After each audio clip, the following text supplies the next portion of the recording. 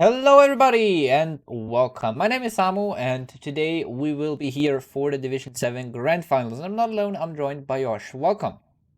Hello, hello. Indeed, we are here to watch some a nice little Division 7 game. As per usual, I think we do have another matchup between Seed 1 and Seed 2 in the playoffs, with Brewmasters facing off against in Crust with Trust. The playoffs themselves were actually a bit interesting, despite some potential skill differences between the teams. All of the games except for one have ended up with a score of 3-1. So I'm going to hope that the 3-1 shows up again in the final. Indeed, let's see. The only 3-0 was won by In Crust with Trust against Good Grief. So let's see. They definitely know how to do 3-0, so let's see. But first of all, we of course have to look at which map we're going to. And here we do see that In Crust with Trust do get the map pick, so we do have Brewmasters with the first pick. And that means we do have bands coming up from Crust to Trust on First Hollow and Tomb of the Spider Queen, Brewmaster spanning out Battlefield of Eternity and Sky Temple, and then in Crust to Trust we do see a map choice onto Towers of Doom, with the first pick going into the hands of Brewmasters. So seems pretty classic for as far as those teams play because Tombs of Spider Queen and Cast Hollow are two most played or most preferred maps by Brewmasters, while in Cross we trust like Battlefield of Eternity. However, I'm surprised that Sky Temple is banned. It's actually the only map not played by either team. And they've played 9 maps throughout the season. Both of those teams were, and neither one has played Sky Temple at all, which is not a fact that will change. Indeed, the team's really disliking Sky Temple, not even giving it any chance to come in. Especially in the later stages of the series, there's a very likely possibility for Sky Temple to be either the only map being left open or being played actually, if it's not banned. Talking about that, we already jump into the draft of the first game, Towers of Doom. Towers of Doom is actually a pretty nice way to start. Well, Towers of Doom is a pretty nice map to have at all. It's pretty good in the middle of the set. It's pretty good to end the set on because Yeah, those games. I still have dreams from yesterday evening with my where I subbed in Division 2 playoffs, and geez, that Towers of Doom game is game number 5 going all the way. 2-2, one auto spawning. Everyone Oh, was sweating there. I could have I felt it. Every single person was the shaking thing as hell after the game. But this is the first game. This is the testing the waters. Let's see what Brewmasters will do as the first span for the grand finals of Division 7. Johanna. easing us in gently, if you wish. Johanna is actually a pretty contested pick between the teams, it seems to be, or at least it's banned evenly against each other. But in Crust Trust seem to prefer her, and Brewmasters do prefer Endoin with 17 picks throughout the season. So quite a high number of that guy out here. The guy. Indeed, and especially like both heroes, very stable overall.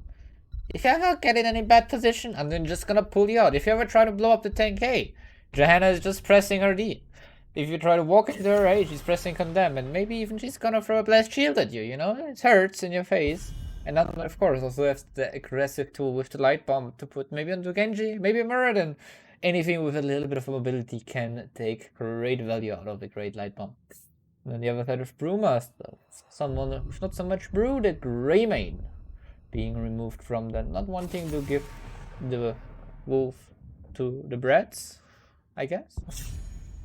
Brewmasters have suffered from, in Crust Trust have suffered from 11 Greymane bans throughout the season, playing him only 6 times, but 5 of those were wins, so it makes sense. Chromie, on the other hand, banned out against Brewmasters here, and well, it's going to be the 11th ban with Brightwing being the first pick. The Fruitfly, I think it's the most popular hero down here. At least it feels like it. Right, being very strong, very stable healer. And now in Crust to Crust, having the next 2 picks, picking up Leo and Hanzo, so a potential for the Entomb Dragon Strike combo, I guess it is. But let's see how they do. So with Chromie, one strong poke hero is gone to especially interrupt those autos, but Brightwing, she can opt for Q on level 4 to get a bit more range on her Q, and Hanzo as well having very long range to stall those objectives. Ooh, but Brewmasters now picking up a lot of CC on their hands. Ano, of course, having the E, having the Q to stun people, as well as the Cocoon to get someone off the map for a little bit. And then Kel'Thas with the follow-up stun as well, so a lot of CC coming out already from Brewmasters. Actually pretty emblematic of how Brewmasters like to play the games. They really like just those Cocoon engages. Cocoon one target and then go blow up everyone else. They also like rotating around, so I will not be surprised if a Falstad will show up their face later on in the draft to just capitalize on the macro. Chaos Dome is not necessarily known for it outside of, you know, just picking up Soak, and no one actually really considers the possibility of taking out those towers in the top lane and the mid lane down here, but I feel like Brewmasters might be trying to fish for something with it. Indeed, let's see it. In Crust we Trust, banning up the Sonya, taking away one of those stable offlaners to double soak. While on the other side, Brewmasters removing the Jaina, which with the slows is quite annoying for him. If he misses his engage, it's pretty rough. And also, it is the burst damage he provides very annoying. Even though Brightwing has spell armor, Anub has spell armor, it can still be quite disgusting. But for now, in Crust we Trust, picking up Varian and Tychus on the hands. So there's a lot of burst potential now on their side.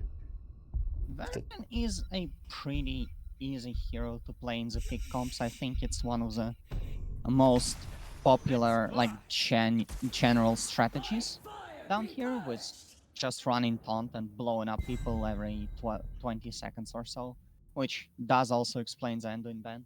But yeah, we do have Tychus, very nice damage, Hanzo adding up some nice burst on top. But on the other side, full on macro, baby, we do have the Falstad, we do have the Ragnaros, not a common hero down here. Yo, is this... Okay, no. I was about to ask, is this a Stukov now coming in, taunt into silence? Let's go. But no, it's a Rega from Incredible Trust, making sure they have enough camp clear as well as that ancestral healing to heal up when Varian gets into trouble. Or anyone else, of course. Or potentially, a lot of movement speed and just try to full send. I mean, they have Hanzo, Odin, and potentially a Leo? That could be disgusting. Bloodlust game. The counter, though, on the other side, they have a Falstad, so when he presses Bloodlust, he gets casted away. Goodbye. And after all 20s are gonna be gusted away for a very long time, I'm gonna be honest. Yeah. Ragnaros, though, not a hero we see often, and definitely not a hero that would associate to me with double soaking, which seems to be the main purpose of a... But that's the reason why you have Falstad here. Like, you put Rag top, have him clear the top wave, you have Falstad in mid, let him clear the mid wave, so the top wave is actually cleared and Rag can join his team in ahead of time before his opponent can come. Heroes. So, you know, you have a little bit of a slight advantage in terms of rotation. But let's see how it goes as we jump into game number 1 here. Oh, there we go. To the left side in the blues, in Crust we Trust. A brilliantly experienced we have here. Stata on the Tychus, Barlige Fabe on Hanzo, Celia playing the Varian, Kali on the Rega, and Morpheus. Double soaking duties with Leo coming in for him. And on the right side, we do have the Brewmasters, with Brightwing picked by Captain Obvious, Duke Callian picking up the Anubrak, Darth Paul 21 showing us the Ragnaros, Remandos on the Kel'Thas, and Brat, I'm not good with German. Brat! Playing as the Falstad. Talk about it before the game maybe, but anyway, we do see some different approaches here. Leoric starting in the top side already, trying to maybe find a nice rotate. Well, the Brewmasters actually picking up the wave in the middle before rotating. So slight XP lead on the side of Crust we Trust, I think. Just because... Yeah, we did see the mid wave crashing into towers for Crust there, but they have the level 4 level 1 variant. He still is not a lot of a hero. Once you really get this level 4 in and have those with the taunt ability. So it gets more health and it has taunt. The other side, top lane. Thankfully, Thousand is not necessarily a map where you can go for much, or at least not a map where you are going for much down here. We see 1 minute has passed, which means that the camps are up, which means that the camps must go down. Brewmasters are slightly quicker on it, which means that now they can and potentially will try to invade their put into the variant. That's quite an amount, and Ragnar shows up as well. Unfortunately for the Brewmasters, they're just not quick enough, and the heal is here. However, Tremendous falling a little bit too low, but Stade is actually going to be the first blood there, as the Leoric is now target, using the E to get out. We do have the variant in the backline, getting the flank off and killing the Kathas, but this camp... Wait, Bolster has to leave. Ragnar also pretty low. But still unsure who's gonna win it. Morpheus falling low, actually falling down in the end, and there is also a death on the Ragnaros. In the end, Crust with Trust actually gets a defense and are now in a prime position to just keep on getting people. Buchanan not feeling too good, but uses an E and gets out. A very nice feeling, even though the fight was 2 kills for 2 kills, it's just that the kills for in Crust with Trust were slightly later. Which means that they do benefit from catch-up XP. We also do see level 4 now being in for Varian, grabbing up the taunt, being ready to just burst some opponent. That was low on the camp because Tyke took the bot wave, which also gave them a little bit more experience compared to the opponents. But for now, we do have Falstad focusing the top side. A lot of them had onto the Arno here, but he managed to get his E out into safety. Falstad too early to the bot side actually. So Leo could go top lane now and be like, hey, Reggie, I've got something against you taking, but no. Top lane is a 1-for-1 trade in terms of altars. Top laners are gonna handshake it, which means that now it's all about the 4-man. Let's see how the fight will go. The taunt comes out on the Brightwing, and the Brightwing is actually gonna get blown up immediately afterwards. That's what we are talking about when we're talking about the variant combos. Very nasty to deal against, and if you're not careful enough, even if you are the Brightwing and you do have the cleanse, you can't really cleanse yourself from a taunt because you are taunted. And yeah, I was talking about taunt! And the teleport is just not quick enough. Kalthas is going to fall down as well. 4-2 in Crust with Trust, taking some... Yeah, and also the opponent's Siege now spawns. Brewmasters, they might lose their cap right now. But actually Ragnaros is nearby, so he could join in if they want to contest this. I don't think that Ragnaros will change anything really, because they don't have enough damage to blow up anyone necessarily, while in Crust with Trust just gets those taunts out and gets those kills out as well. Also back to the bot lane, the Zapper's now running in. Securing the wall in the bot lane in favor for Crust. And everything seems to be coming up in Crust with Trust so far. 4 kills to 2, 4 health lead on the horse, and another taunt. This time around, tons of Falstad forcing Zed out from the Brightwing. The Falstad will stay alive, but it is a very nice cooldown to get forced out. They also get to pick up the siege camp, which can't be too bad either. Brewmasters are gonna try to go in, maybe trying to fish for something with their level 7, using the fact that they both have equal talents. However, Buchanan is stuck a little bit too far away from the team, which means that he can't contest the camp for much longer. Ragnaros just double stacking Leo as well. Ragnaros will top wave now, I think. And put an end to There's a rotation onto the Leoric, but the Rave Walk out will be enough. Yes, it does. So now he has to tap. Middle Captain Obvious is trying to cap. I don't think they wait a little bit because that grenade might have been able to counter. They are losing a lot of HP, but the Luber is one who dies first. Traded for the variant, traded for the Ragnaros. And in Crust with Trust wins that fight as well.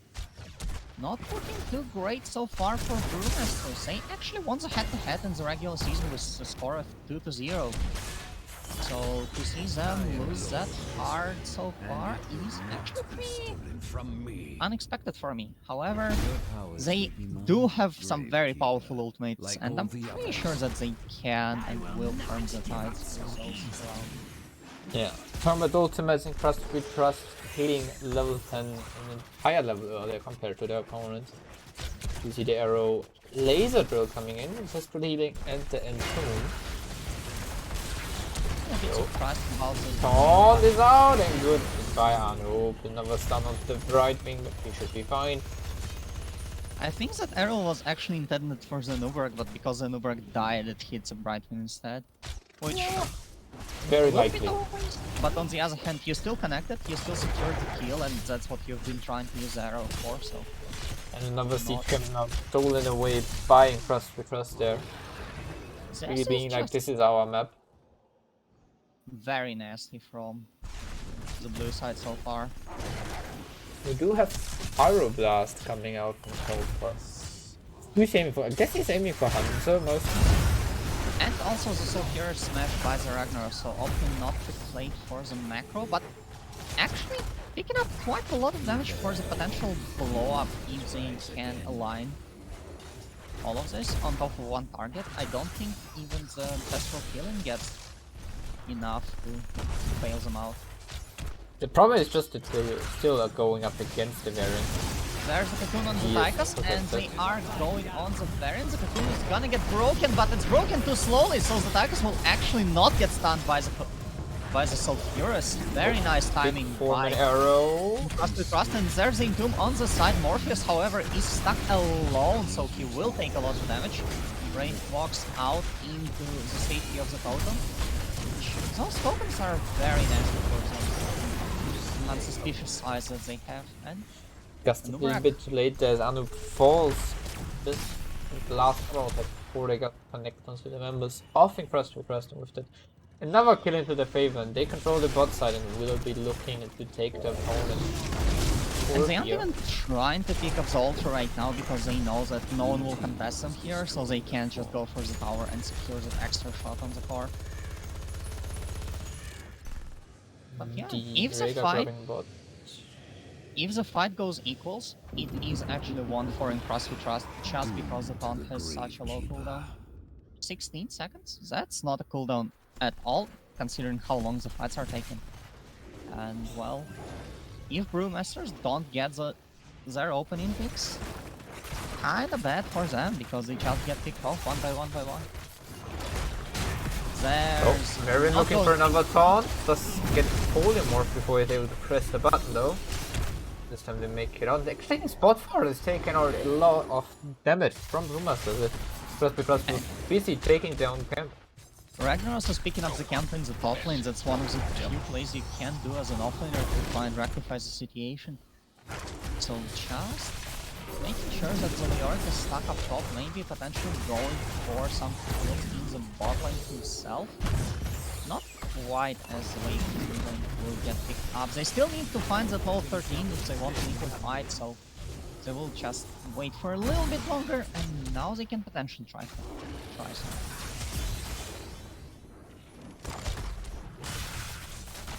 It's Arrow connect. That's the taunt, but a nice cleanse from Right Wing saving them here. And the Cocoon. Let's see what follow-ups they have on top of the They have a gun. Ooh, that is... I love that. I'm a big fan of the But actually, False not falling really low, but oh, there's the Pyroblast. It should be that Tychus. And yeah. indeed it is. Did not. Did use it active a bit earlier with the 75 spell armor, so was unable to have it here. To press it here and be like, haha, Pyroblast, big fireball, no damage. XD. The altars have risen. That said, the altars are back up. We do have both offlaners going downwards, but now it's a 4v3 in the bot lane. The taunt comes out on Brad. I know. I was trying. Failure on the variant, taking a lot of damage. But Rhaegar is the one who gets stunned and dies first here. Which is the bot altar for Brewmasters. And the top side one is between the offlaners. Leoric is winning this trade, but Ragnar's got his team around now.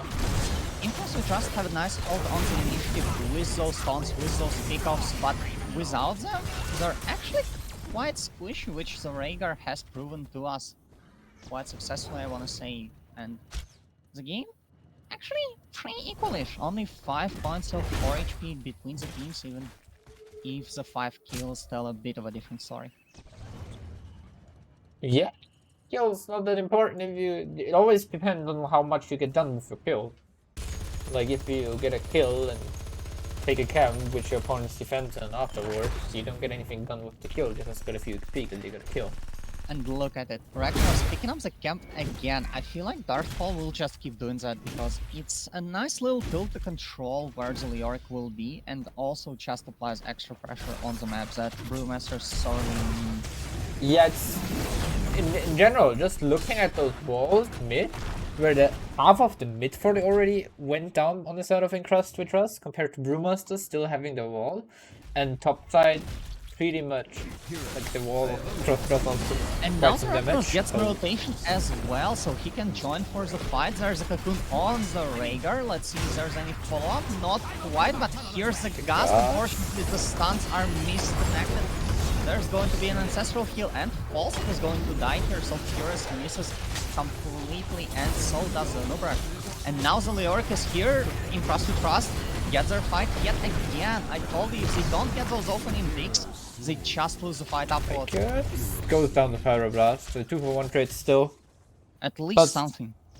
Still in favor of Crust we Trust. And Yeah.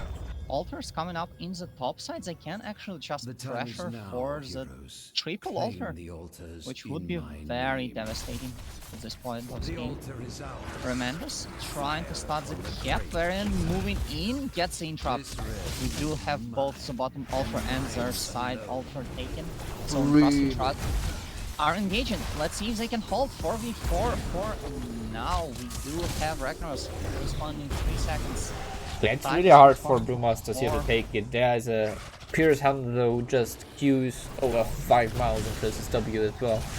But it's pretty hard to take for Crust with Trust as well. We do have that Gathering Storm starting to stack Shit. up quite nicely, and with Crust with Trust actually just dropping the issue. Brewmasters get the altar for themselves. 24 to 15 as of now. There's a stun on the variant. There's a lot of damage put into Morpheus, and the Sulfurous misses. However, the Doom does not. There's a stun, there's a gust, there's a cocoon, and the taunt as well. Also almost dies here, but not quite. Almost. A lot of people dropping low here. Damn, no one's dying! Not anything in this game because, well, the healers are doing their jobs. The healers are healing pretty nicely, and if just one target falls slightly lower, that's a kill, and that's probably the entire fight done and dusted. Maybe even team-wide. Darthfall picking up the camp yet again. I'm wondering when will Crust with Trust actually catch up onto that Oh. fact. Well, A little bit too late it seems, but Shadha, he's here. and Brewmasters are actually engaging on the variant on the boss here. That's going to be an ancestral healing used. Very nice, important cooldown stun. Not having too much here, but Brewmasters can't engage without their tanks. I don't There's a break the cleanse on flank. the taunt. Very nicely done. That taunt cleanse does so much for Brewmasters, I feel like. Get ready. Just Yeah, to ensure that you survive another kill attempt. All 10 players on top side and how those do. A thing you don't see every day. Well, the altars are also topside, but Brewmasters are actually gonna go for the macro plays. They are gonna go for the siege camp right now. I'm not sure if that's the smartest move, but in Crust with Trust are a little bit too scared to try and fight for their opponent's altar, so... Yeah, seems because they like- didn't know. But now they know that someone was bottom, but they're already in rotation. They were supposed to be here. They actually get a 1-for-1 trade in terms of altars, while we do have the camp taken by Brewmasters on that bot lane. And keep in mind out for it, because Brewmasters, I've watched them, and they really like going for those cheeky macro plays, knowing that their opponents are not gonna respond, or if they're responding, they're gonna lose. Remender's losing a lot of HP, but that's not a kill. Darthfall gonna get lasered down, and so does Remenders. There's a stun, there's a grenade, there's a kill. The Gust will get them out, but the damage is done. Indeed, KT is the only one to fall, and with this we still have a level lead for Crust with Trust.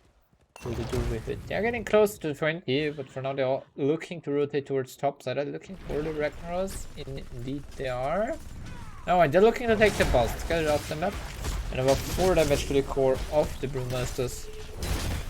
Bring their core down to 7 HP.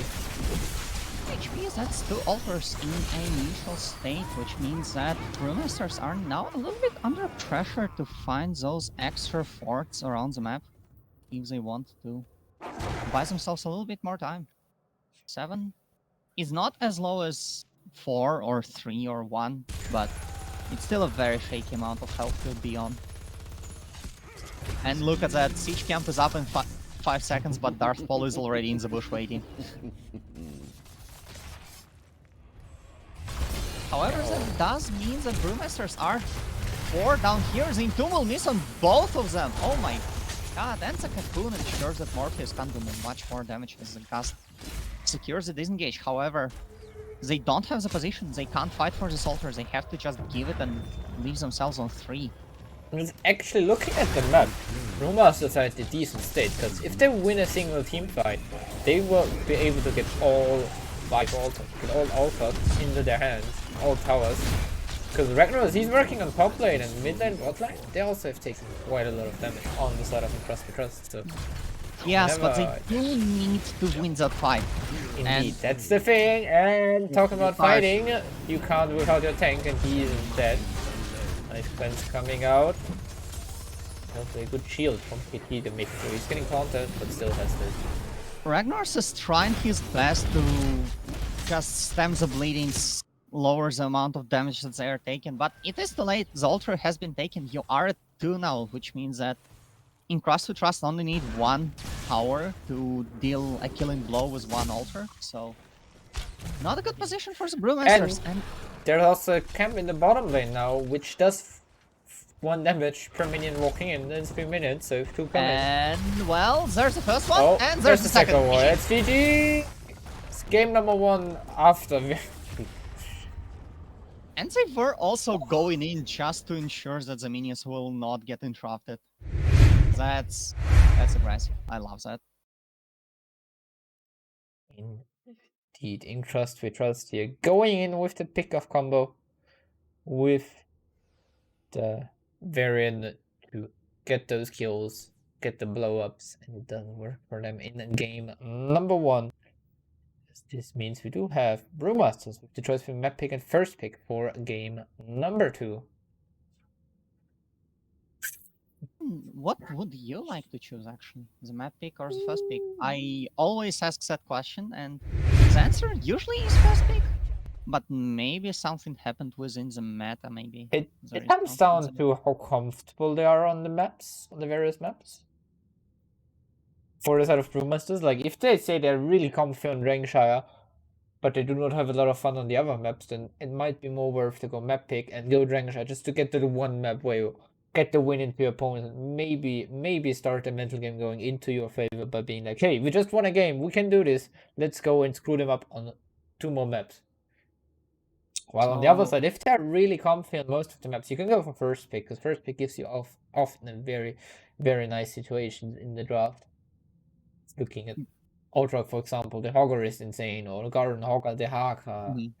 A lot of strong picks for the maps are open. And Brewmasters like picking Tombs of Spider Queen or Cursed Hollow, but both of those maps are banned. Moving down the list, we have Infernal Shrines and Volskaya Foundry, both picked twice by the team. And while they have a 100% win rate on the Shrines, they have a 0% win rate on the Volskaya, so I guess I need to pack up my pajamas and we're gonna move on to the Shrines, but that's just a guess.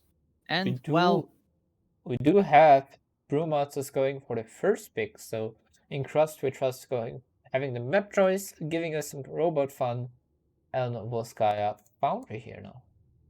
Oh, that's fascinating. That's actually the first Volskaya Foundry that in Crust we Trust have picked themselves the entire season. Oh. They got it picked against them once, and they do have a 100% win rate. But do not trust the percentages, because before the last game, Towers of Doom was a map on which the Brewmasters have a 100% win rate on, and they've just lost. So, never trust the numbers. So, Volskaya Foundry. I heard that this map is not well liked in the upper echelons of launch. Why so? It's quite rough because Moscow Foundry A, which I think is right now the biggest issue for it, is it's no longer in the Storm League pool, so people do not get regular playtime on it. Like the last time I was thrown onto Moscow Foundry was like, wait, it's 1 minute. Aren't we supposed to do a camp now? Huh. Oh yeah, that was a turret camp we should take. Ah, unlucky. It's now 120 already. I wasted 20 seconds thinking about what we should do. So you don't have those automated camp takings and stuff, which are very nice for Sky Foundry, because if you take the turret at 1 minute, it goes up against up. It is up again at like 50% objective, so you can take it again, and then you have 2 turrets on the point, which is really strong. But then again, it's also a map where the objective is really bad in the early game. Like the first one gets maybe a ball if you're lucky, if even. The second one, kind of the same. The third one is usually the one which starts picking up. It's like it starts at like 18, level 18 up to level 22 or something, where you take it usually, and then you're already quite far into the game, and with that you start taking forts and maybe even keep towers and stuff. So it is really, really hard, because just the moment the objective gets a win con, it's like so late into the game that everything else is also already a win con. So it's really, really rough. It just takes on way too long. So what you are saying is that we're trying to fish for the late game. Yeah, go Zujin, give the first 2 protectors to your opponent and stack out of your mind, so you can just grab the 3rd protector, run down the lane, and have Zujin one-shot towers and everything by himself, and you just have the protector to tank for you. How about, say, picking up a Mephisto and waiting up for all 20 and then obliterating your opponent in every single Also fight? works. I mean, yeah, Mephisto's also great on this map, but I remember the launch game where people banned Mephisto against us every game afterwards, because we played 1 game of Mephisto on Voskaya, and they were like, yep, don't want to deal with it again. Brewmasters, because the most banned hero against them is the Mephisto, actually, with 13 bans throughout the season. And, well, in Crust and Trust are no strangers to weird stuff either, with Galphazad in their coffers. However, Galphazad has been picked by in Crust with Trust in a match against Brewmasters, and they have been stomped on that map. So maybe not that one, but the Mephisto still a thing to look at. Yeah, definitely. For this map, I really like Mephisto. If they have a good Mephisto player, pick it up if it's not getting banned out. And if it's getting banned out, yeah, I guess then we have to wait 30 minutes to find out what's happening then. Then you don't go for Mephisto. Yeah, I mean, it's hard to go Mephisto if he's banned, you know. I have tried it. It didn't work. Sounds like a skill issue, honestly. I would have just picked Mephisto instead. As we Brewmasters having the first pick and the first ban. So let's see what they will go for.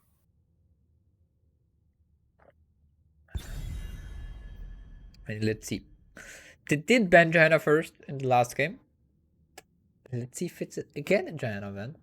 Or if it will be something else this time. Haha! There we go, Kel'Thuzad! Gone! Mephisto, soon to be gone as well, I guess, now. Preparation paying off. Let's go. Yeah. Kel'Thuzad, they got stomped on that map, but Kel'Thuzad got one of the 3 kills that in Crust with Trust had, so has to count for something. Chromie being banned out is also a little bit of a staple in the draft of Brewmasters, being picked by them quite a bit, and I do remember having to ban it against them because it was just so nasty. Oh boy. And it falls down into the playstyle of Brewmasters perfectly. Just loop a target and then blow them up with as much force as you have. Varian being banned out, not surprised. Yeah, very, very, very strong game number 1 here. But Mephisto is still open. Will it be banned now? Doop, doop, doop. Yes, no, maybe. Yeah, there we go. Mephisto's gone. But this leaves Giant and Anduin open, which were banned in the first game today, so let's see if any of those makes it to the first picks here.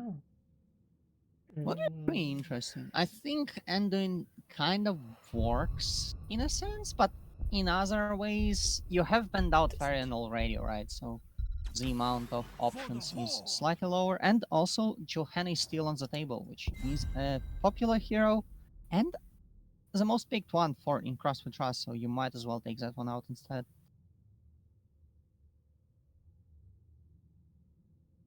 Let's see. Hey, Johanna first pick and Anduin on the other side. Kinda not too surprised about this one. And a little bit Hanzo. of a draft exchange and the Hansel on the side. Hansel was pretty good in the last game. It's just that the nasty people on the team were showing up more, and he got kind of left in the shade. But there were some very nice arrows in there, so if those will continue, Brewmasters are gonna keep having a bad time. My blades Let's are see, but yours. Brightwing and Sonya now being picked up. Sonya even banned in the last game by Crust to Trust. What seems to be a comfort pick for Daft Paul there. Sonya Post was the Brightwing again. third ban by Yes. in Crust to Trust. Brewmasters actually prefer picking Leoric in the offlane, but seemingly not going for it just yet. Sonya also pretty teamfighty as far as bruisers go, and I think on Volsky Foundries that is a very powerful. Yeah, I would honestly not be surprised to see a Leo being banned right now, but in the meantime, thank you, Rich, for the sub 4 months already. Thank you very much. Thank you for the support here. Let's go. As no, it's not a Leo ban, it's a Greymane ban. Another percentage damage hero, but Leo, honestly, on Volskaya Foundry, he just 1v1s the protector.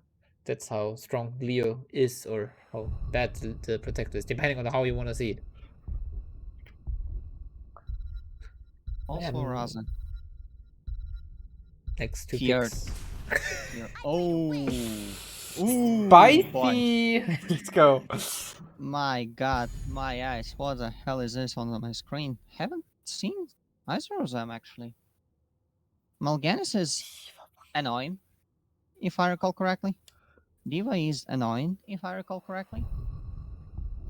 But Yeah, the issue of Diva is that she has lost a lot of HP back from when she was played like every game.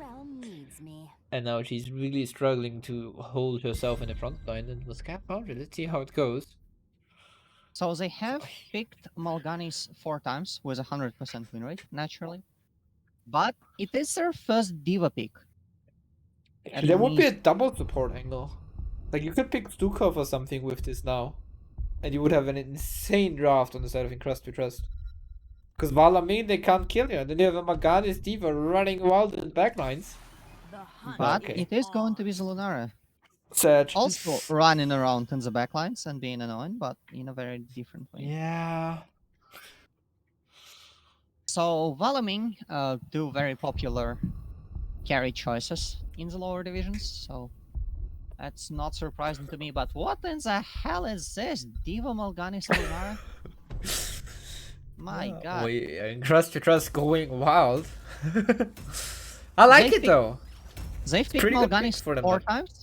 It's their second Lunar pick and their first Diva pick, to reiterate. So, kind of just flexing around their hero pools a little bit. Lunara does have a lot of sustained damage, which might be a bit of an issue for the Brightwing, but also might not be, and probably will not. Yeah. It also comes down to how much self-sustain the other team has.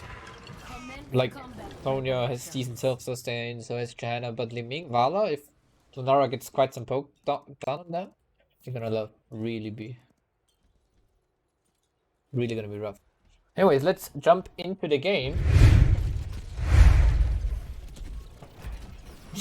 As we do have to the left side in the blues, in Crust we Trust. Again, one map in the lead, Talia on the Mal'Ganis this time, Shata on Lunara, Var Liga Fabe on Hanzo. Harley on Anduin. Commence And combat Morpheus, this time jumping into his mech on the Diva. While on the other side, trying to remember that they are seed 1 and they're supposed to actually be better though. What the hell was that game 1? We have Brett on Brightwing, Remendas playing the Vala this time around, Duke Callian on the Johanna, Captain Obvious picking up the Liming, and Darth Ball 21 on that Sonya, starting with the double evil, so no spinny. It's totally a good choice. In the meantime, mid lane already brawling out quite a lot with these both teams. Yeah, talking about the self-sustain earlier, we do have a lot of hope on Johanna. Getting the active in with even some health reach. Self-sustain before level 16 compared to the E-talent. A little bit of scaling altogether. Vala also going for the Q talent. Well, Vala has scaling abilities, scaling quests on all the level ones, but to reiterate, well, Sky games go on for quite a long time, don't they? So, should be a very nice little level 1 set of talents for Brewmasters, allowing them to get stronger as the game goes on. Also, going for the camp immediately. Remember how you were saying about 120? So, in Crust Trust, on the camp at 121. Yeah, now it respawns in 2 minutes 20. And at 3 minutes? No, at 2 minutes spawns effective? I don't know anymore. That's how little I play the map, I'm sorry guys. Don't hurt me. Anyways, we do have Brewmasters having the superior wave clear with Johanna as the front line. Just walking between lanes and one-shotting those minion waves, because that's what you do with Johanna. Oh, and the Triumvirate on level 4, so Ling can be very annoying from the backline. I'm actually quite unsure about how in Crust to Trust are gonna reach them. Vala is pretty reachable, but the Ling gonna be rather annoying to try and find, especially for the Mal'Ganis who doesn't really have any burst moving up. Yeah, Vala and Liming, they have to play safe here. If they get too close and Morganis is able to get a stun or a sleep onto them, it's gonna be really rough, because there might be an arrow and light bomb being there to hit on them later on. Especially with Diva Bomb being a potential threat, it is really hard sometimes to get the positioning right. And look at that, Brewmasters already playing the macro. They've taken the third camp very quickly on. They've taken the siege camp a lot earlier than their opponents, which does allow them initiative, with which they pick up the support camp. So quite a nice little set of objectives taken, and without the objective actually spawning yet as well. Spawning. There it goes. Take control to pilot the mech. Oh, nice little orb on Callie. Yeah, it's Valasas in chat, don't worry, they're going to light from the Diva mech. And send the explosion in for the stun into Boom, yeah, and then there will also be an arrow to follow up, and in the moment we do have Norak taking a lot of damage. There's poison being traded onto Val in return. She's able to step back and grab the fountain. Lunara and her signature numbers taking first place in damage stats without having 2 seconds. Yeah, actually true. It's nuclear optimum, so letting the mech explode faster, so you like Q into your opponents. While you're queuing, you press E so the mech goes on, and then you pew shoot it, and then the mech explodes faster. Meanwhile, it also has a light bomb on top of it. Oh boy, that could be really disgusting what Crust to Trust has here. They managed to execute it well. I mean, in response, we do have the Rain of Vengeance, we do have the Leap and the Blast Shield, or maybe even Falling Sword if you want to just cleanse people out of the whatever the hell is flying at us, boom, kaboom thing. But the third camp is taken. Brewmasters once again quicker than their opponents. And Are they? okay. They're just pressuring the opponents a bit. Being like, okay, well, so here, we know you're doing the camp. 3 things. The one thing that I don't like in this engage is that they went in to try and pressure, but they've also left the point, which means that they aren't getting they weren't getting any percentage for some time. But in Crust to Trust, in response, finding that Sonya in the offlane, allowing them to get back the initiative and get back the numbers, and even take themselves an XP lead, which is really nice. Yeah, Diva did lose the mech during that. think she kept it. Yeah, she kept it, which is also always like, when you're playing in general for those long cooldowns, like Diva Explosion, let's say Irel ultimate as well, the 1 minute 21. It's always good if you know in your head when do you need to use it. And Diva knows she has to use it for the point here when they want to win it, so she's not used it before in bot. And turrets are used, and the robot bomb is goes. went into Narnia. Rat not feeling too great, and as a Brighton, you can't really get healed by the healer if you are the healer. Oh no, and now the Lunari is getting 3 numbers and 3 rain with no healers to bail her out. However, Darthfall will find the target, gets a kill here. Morpheus is gonna get blown up by the turret as well.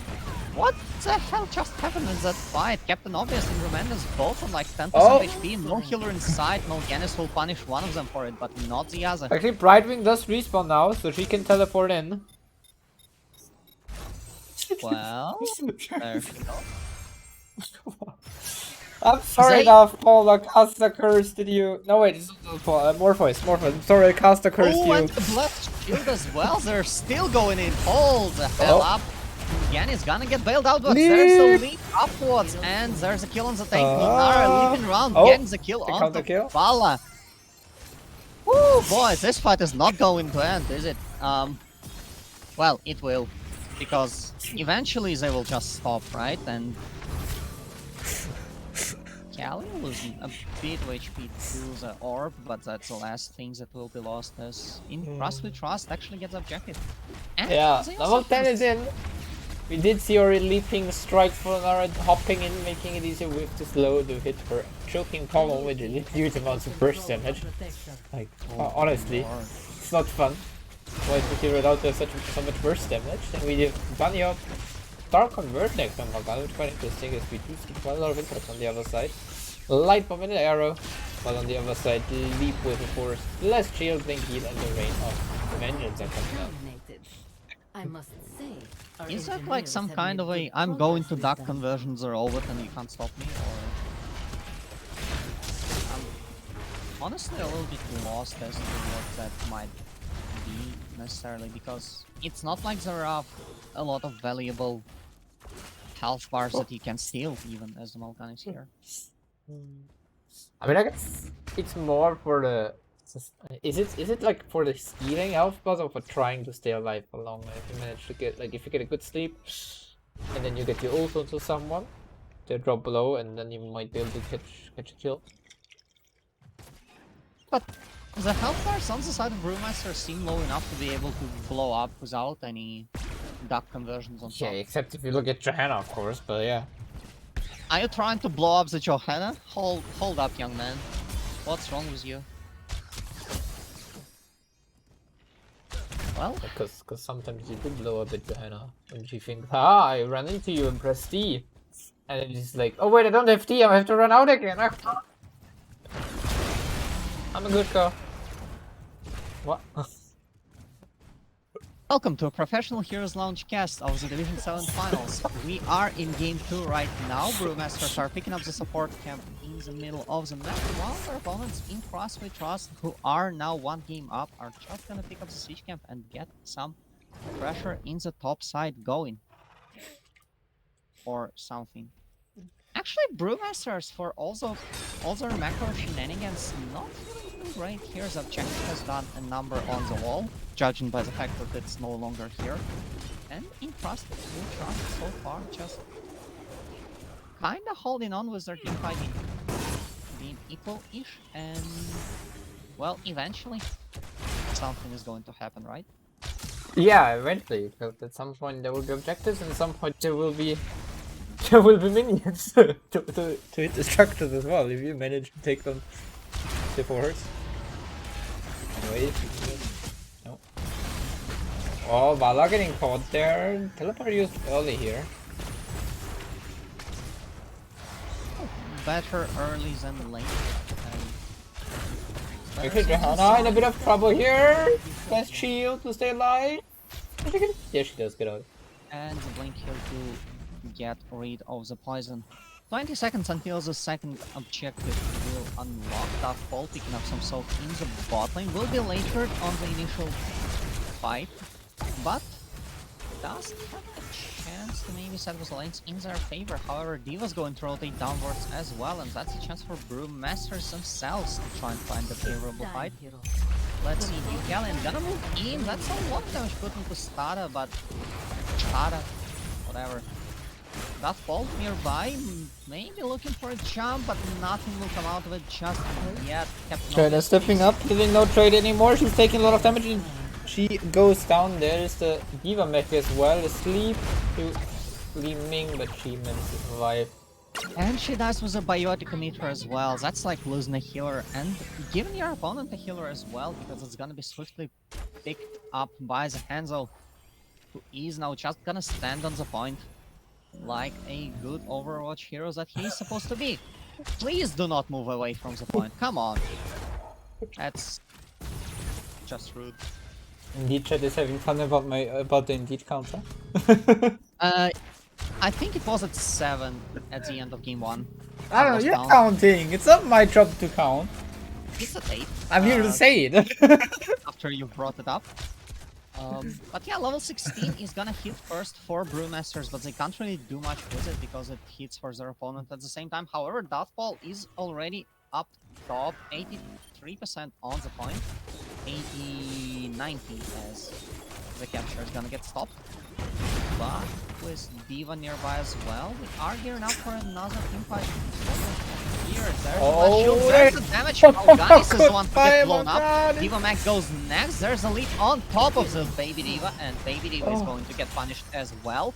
Kelly gonna get W'd in, but not enough follow-up after blowing up the Brightwing. Why? Counter kill on Brightwing here. Overstepping a welcome a little bit after Li Ming doing some nice Li Ming stuff.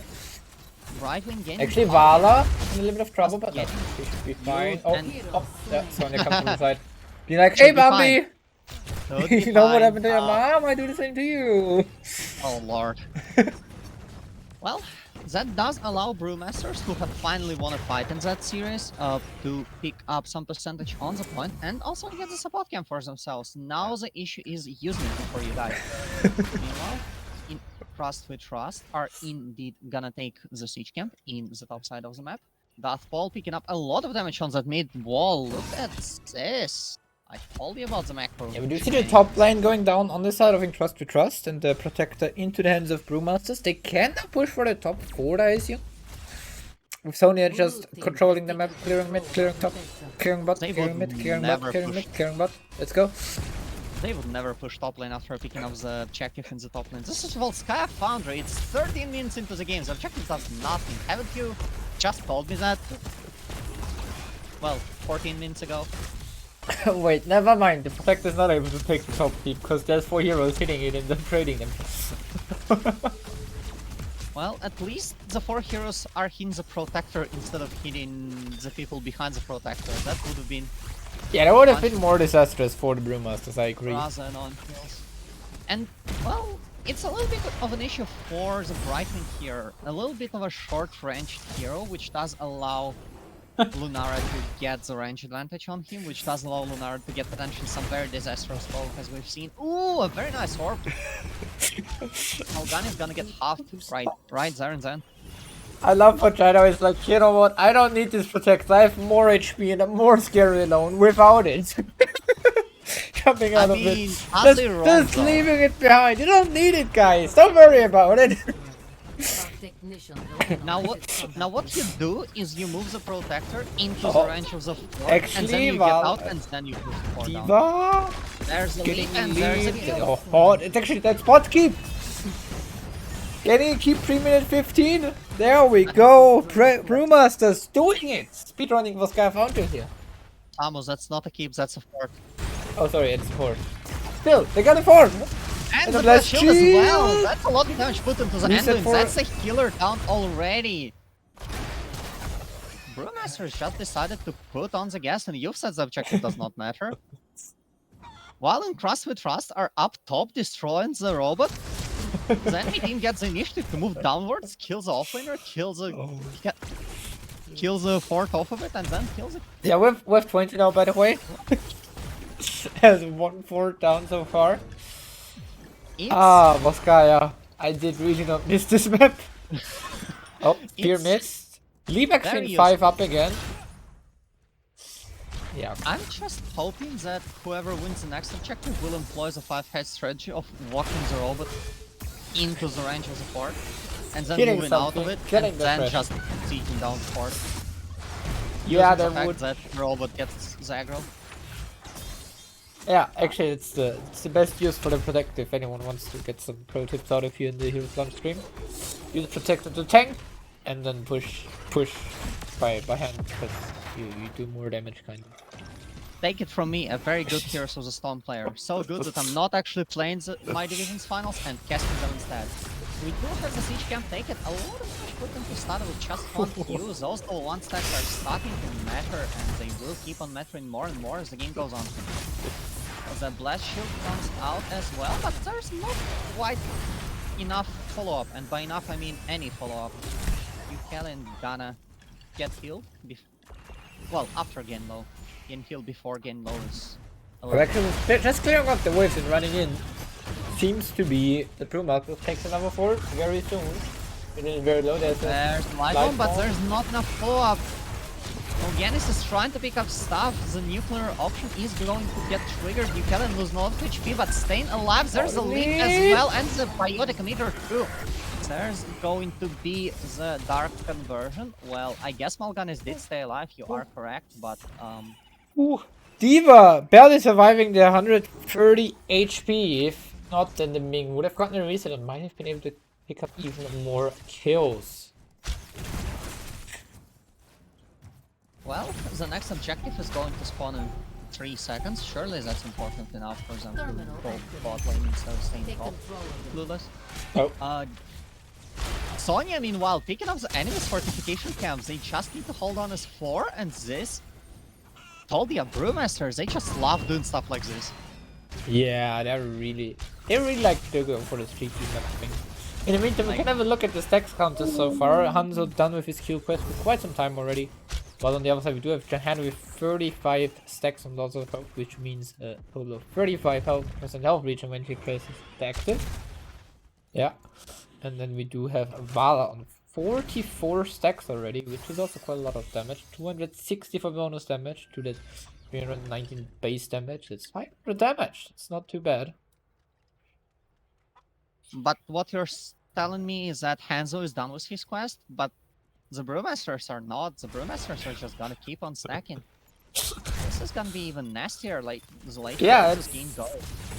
Yeah, that's also one of the reasons I think Soulgen is pretty nice on this map, because you can stack for ages. No matter how long the map goes, you can keep on stacking. And they're now trying to punish that offlane rotation. There's going to be the leap, there's going to be a narrow, and it actually connects, but the Z will keep Dark Fall enough alive for enough time to blow up the Diva, to blow up the baby Diva. Surely, yes, reset. indeed. Haley falling low, but Mal'Ganis is the next one dead. There's going to be a lot of stuff thrown out to keep the healer alive. There's the root. Will it be enough? It does seem to be enough. Stada is the next target, but Captain Obvious just eats a lot of poison in the face instead. And there goes Remendez as well. Look at the lunar damage. It actually is nasty. Yeah, Vala nearly dying there. They still get 2 kills, they still get the camp, but they are not able to snowball it into much more. They don't even get any structure damage with the camp, just a little bit of initiative.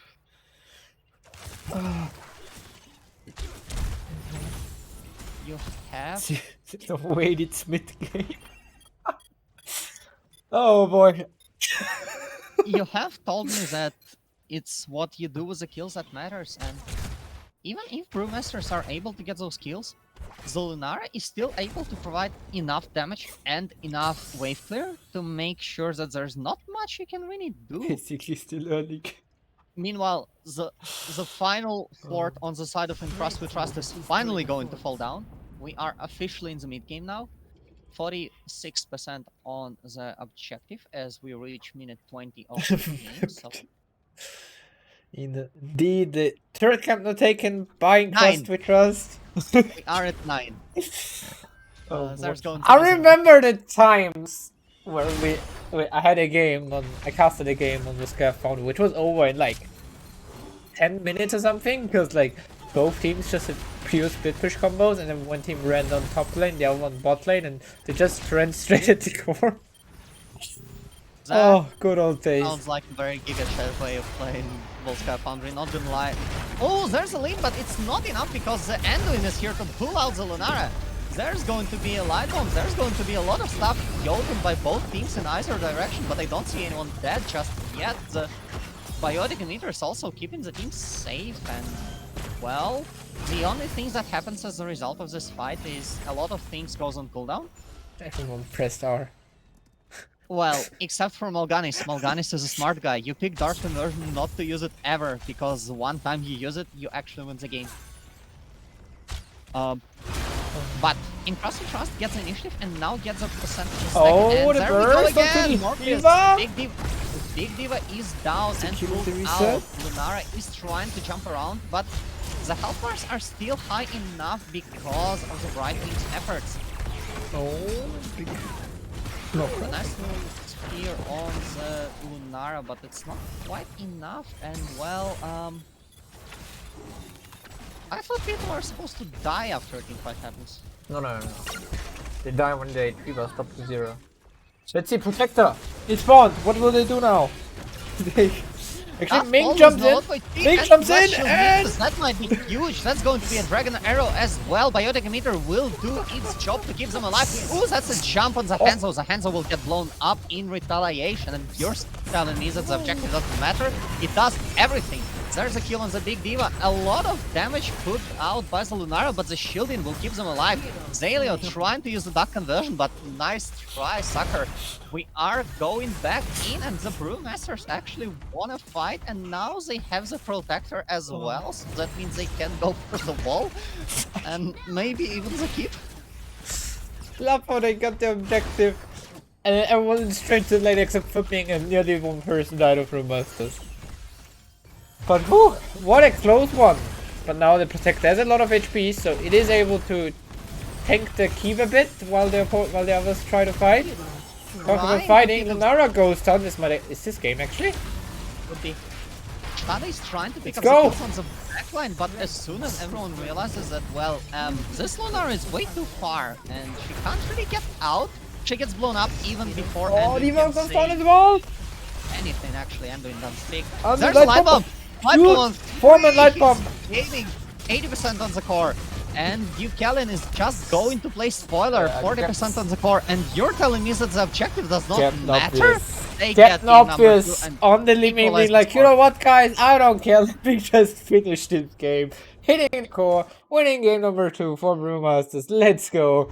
1-1, it's basically a best of 3 now, with 6 maps man instead of 4. That was quick for Volskaya game, I have to say, guys. Oh no! Achman. Achman is German code word for something Yeah, that's gone terribly wrong. I mean, not, I guess. Okay, that works. Everything fine, guys. Everything fine. 1-1 at the moment. Brewmasters winning game number 2 here. In what a fashion. Jeez. And now in Crust we Trust are the ones who are gonna get to pick the first pick for the map. Their most picked maps are Battlefield of Eternity, Ultrac Pass, and they've also picked House of Doom and Cursed Hollow ones. Well, the first 2 are banned, if I recall correctly. No, actually, Ultrac Pass is still open. They might go for that one. Indeed. Let's see what we do. What they do. 4 maps are still open, and if it goes down to map 5, it will be everything played except for 1. Let's see which one this is, I guess.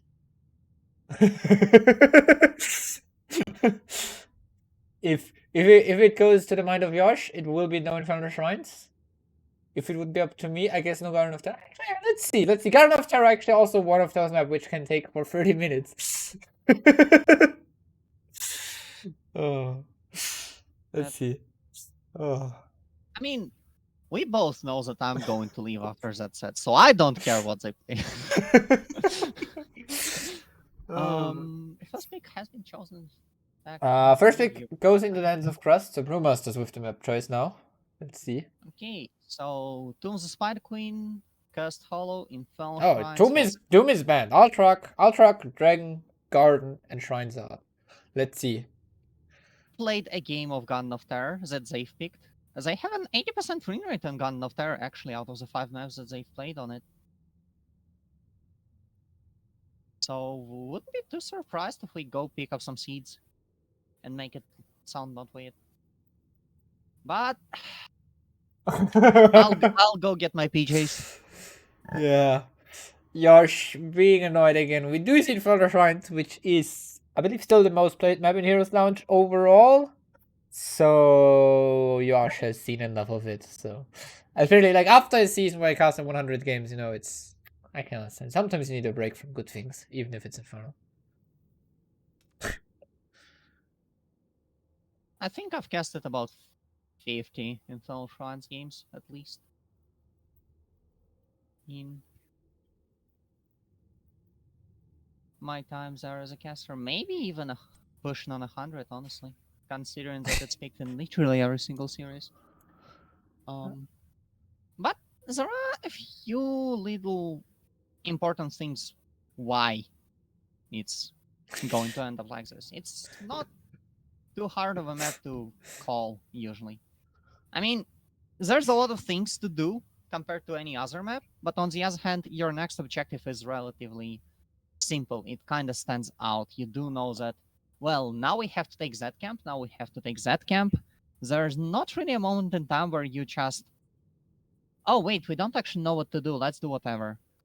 And I feel like those moments where you don't know what to do are the scariest for a lower division team, because that's when the macro shot calling might go awry, and once it does, there's not a way to get back, really. Yeah. Let's see, Shrines. Oh, I There's thought you fell always asleep. something to do. Not yet. No. Well, I mean, you didn't fall asleep during the Volskaya game, so surely it can't be that bad now. Oh. No, don't yawn. You have the division, No. division I'm 6. laughing because of a personal matter which has recently occurred. It's funny when I'm sleeping. Oh. Funny when I'm sleeping. Sounds like my Yeah, life. yeah. Like no, we had a Christmas celebration at our company. And afterwards we went out for some drinks, and I'm not used to drinking a lot, so just a few drinks are enough for me usually, and one or two too much. So when we got into the club later on in the evening, I was sitting there and being like, yeah, I'm kind of tired actually, and then I fell asleep for like 3 hours straight in the middle of the club. Oh. But let's go. We do have the next game in our hands in Crust We Trust with the first pick now on Infernal Shrines. Stop yawning. Anubarak is going to be our first ban. So Indeed, they've Count. 11. They've had enough of the bug. Don't want to get squashed again by it, because usually it's the thing you do with bugs, but the bug is squashing them, you know, that's meant to be a joke. Anyways, Chromie banned as well on the side of Crust We Trust, really not wanting to give that into the hands of Brewmasters. For a good reason. I've played against that Chromie, and you don't want to play against it either. On the other side, we do have the Johanna ban coming out again, so we were like going crazy for one game with the ban. Now, like, guys, we can chill again. We can ban our Johanna Anduin again, I guess. You still have the ban second? Let's go. I should know what you don't want to give those teams. I'm Okay, a player on the teams that has beaten both of them. The only team in Division 7, as a matter of fact. However, we choked players. Kalthazat is going to be our 4th ban.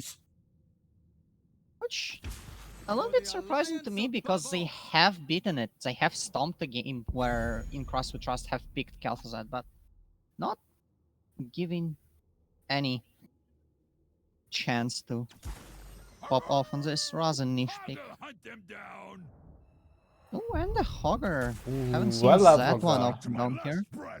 Yeah, Hawkeye is a pick you really don't see often in those lower divisions. They're really hard to play hero, so I can't play. You can't blame them for not either, because it's just so easy to make mistakes, and if you, In I the don't know, it's really season hard. after Hogger has released, there were two types of teams in Division 7. There were teams that don't play Hogger and ban him, and there were teams that play Hogger and draft him. And there was no one in the middle. Yeah, By now, I it's think it kinda has come down, but a bit while more, I assume, but I don't think to the extent where we see him in higher divisions. while at it, Greymane is finally out. Keep an eye out on this one because that pick has been in the first ban phase. No, it has been banned in both previous games. It's out now. I'm actually interested what they will do with it because I do not actually remember that Greymane. But it Let's does see. sound scary if the stats are to be trusted. Yeah, let's see, as we do see Varen being removed by the Brewmasters and then Crust getting another tank going with Diablo, which is quite interesting because they already have Graham and Leo, which are two really strong heroes against the Diablo. Like, just bullet into drain, and he's gonna have a lot of pain in his face. I think they're just trying to lock a Murdin on the side of Brewmasters. Because that seems to be the only like good tank left, and it's the second most picked hero for the Brewmaster, so they're There we probably just go. trying to secure that Murden pick to try and counter it as hard as possible with their comp, so Yeah, it's Mern somewhat also really good against Greymane. Like, he has the avatar after the bullet to get a lot of HP back, as well as the tech speed slow on his W baseline, as well as the increase he can take on level 4, or the how is it called? Imposing Presence on level 16? Where Sounds you about reduce right. attack speed and slow. Oh, and the Maze. That's not a hero that we see often either. Definitely not, but I think it's fine in this game, because like with May, you usually don't have the best engages, but you have the wall to force people to stay in some spots. So having a Hanzo Greymane and forcing them to stay close to you can really hurt yourself. Yeah, but we do see the Kalphos as the last pick, so gonna be quite We interesting to see. We have seen Kalphas in this series earlier, and well, Kalphas is actually surprisingly unpopular in Division 7 these days. People have moved on, but Brewmasters are definitely one of the teams, if not the only teams that actually embraces Kalphas. A little bit of Bullshittery. Fire Mage here. Gonna burn some stuff down. I like it. Well, par for the course on the Infernal Shrines, honestly. In fact, I think Maypick has actually been a mistake. She's gonna just move down. She's putting down an ice wall. It's not here the next second. How you are supposed to play in those conditions? Let's see. But for now, we will jump into the game. Number 3. We do have left side in the blues in Crust we trust. Morphoid back on his lyric from game number 1. Palige Fabe on his Hanzo for, I guess, the third time now already. Kali again on the Undoing after game number 2, also being him starter finally on his Greymane, who, as you mentioned, has been kept away from him for quite some time, and Celia playing the May this game. While against him, we do have the Brewmasters, who's Captain Obvious on the Rhaegar Brett playing as the Kalphas. I'm going to say Brett, and you can't stop me. Remandos is playing... Whatever. Remandos is playing as the Falster. Deucalion is on the Merlin, which is a very interesting but forced pick for the guy. And Darthfall is playing as the Hogger. Haven't seen that one, but I'm interested to see what will happen. You have W build on Hog actually, so he's gonna stack those max HP and especially later on stack those HP on his own, stack those healing. Very, very impactful. He fights good. As soon as he level 7 and 16, where he gets multiple dynamites at 7 and then 16 equal reduction, can be quite Merlin a lot of positioning was actually pretty interesting, hanging around the shrine instead of going bot lane and trying to interrupt the rotations, trying to secure maybe a bit of an easier rotation for a bit of an easier lane for the Hogger, or maybe try to interrupt the rotation from the Leo. I'm not sure which one is it, but either way, a very interesting play. camps are up, Yes, the one camps minute. must Yeah, very go down. usually you do take your own camps here until 1 minute mark. But neither team seems to be going for it just yet. It's minute 20.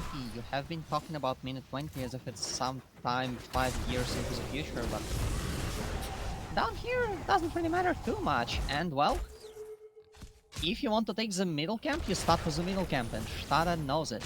Going for the middle Yeah, camp. but meanwhile you have the bot camp by Stada, yeah. Which is like often the thing you do when you take the mid camp first. The faster team usually goes for the bot camp. But this time I think Rayman just sneaking the bot camp immediately knowing that the opponents will take the mid camp first. And therefore will be late for the bot camp. And Very usually, nice. if you want to get the bot camp, you start with it because there really is no good way to invade the siege camp on your side of the battlefield. I've seen it done. Usually, it's due to the mistake of the team taking the siege camp rather than the good play of the team invading if it succeeds. Yeah, By the way, the thing is there's not a lot of reason to delay the siege camp because the bruiser camp is just much better. If you get the bruiser camp done, you'd rather delay that. picking off in Crust and Trust are actually picking up their camp timings quite a bit early. Shapapabe trying to pick the camp but only taking a lot of damage and returning back to heal up while Brewmasters are gonna start it properly. 12 seconds until the first shrine. The shrine is up top, so those hard camps are actually not as important as they might seem, serving just as a source of cheap experience rather than an actual split pushing force. I mean, it's And still we important for the top lane if you have prior. Like if you have more vision on your opponents, it's still a lot easier on this map to go for the point. The other thing to remember is, well, they've used that advantage, but Brewmasters have a global on their side, so they can just keep on double soaking with the potential to go into the fight and do stuff here, while Leoric is just slightly slower, so they will have the initiative, but it seems like they clicked the button now, they're trying to go for it right now, which does mean that the Leoric will get an extra wave of soak in the mid lane before going to help the teams. There's going to be a nice bot from Zaria, but not really a lot of actual damage shown on either of those sides. Yeah, at least 14 to 13, the objective seems to come along nicely, but in Crust we Trust, have the position, have the initiative, and Brewmasters will actually drop the issue with Duffball going around, picking up extra soak in the lanes. But I've also put Yosh on 200%, but he's not getting a lot louder, so sorry if he's a bit quiet compared to the game. Apologies. But we Oh, yeah, do Marin, damage up here. Level 7 is enough for both teams. 37 to 37, 18, so the 38. first objective goes into hands of In Crust We Trust. I'm actually surprised that Darth Paul has decided to move up. I thought that surely the Hogger will just keep on double soaking between mid and bot without even trying to move back. There it gets aggroed over the wall, allowing the fort to damage it, also getting a little bit of pressure away from the wall. The wall will die anyway, but such is life. He is not jump, but not a lot. Follow up onto it. It's 14 top lane half of damage. No poker, it just keeps on soaking for the team. May And coming he gets a in. little bit interrupted, but the engage just is not quite here. The angles do not favor the May. This particular occurrence, Leoric is going to scout out the siege camp as Brewmasters are gonna go for their side siege camp again, while Stada again goes for the bottom camp. Well, if there is a thing that you can abuse in the behavior of your opponents, there's no risk in continuing to abuse it if they're not going to even try to punish. Remendo's going to scout it out, but it is just a little too late by that point. So, Trust gets away with the bottom camp again. Bit of damage put into Buchanan, but nothing really to write home about. Meanwhile, because they're not going for their camp immediately afterwards, Brewmasters actually get quite a bit of damage in the mid lane with the camps that they've taken. That's a little bit of flip side of the decision to go for the bottom camp first if you don't respond to the mid one. It might do just more damage than the bottom camp that's going to get defended by the enemy team. The next objective will be bot side with an Arcane Punisher. So it would be good for the team. Some more focus on the bot lane, maybe open the wall so you can actually grab the ward afterward with the Punisher. But the sense are enough for both teams because they throw Tomb, Dragon Zero, Ice Wall, and Light Bomb instead of in Crust with Rust Wall on the other side. We've got Shockwave, Ancestral Healing, Pyroblast, Mighty Gust, and Avatar for Brewmasters. Go for the throat versus Pyroblast sounds like a match made in heaven, just people diving into each other and dying. Much put into the main, but nothing a good ice block will not fix. And yeah, the game seems to be normal. Just a whole lot of normal. The teams know what they're gonna do. There is a camp on the map, so you go get the camp. There is a wave on the map, so you go get the wave. There's not really a lot of difficulty in the decision making, and there's not really a lot to talk about. Actually, there's a lot of focus on the top side right now from Crust to Trust, grabbing that Bruiser Cam, which leaves space on the bot side.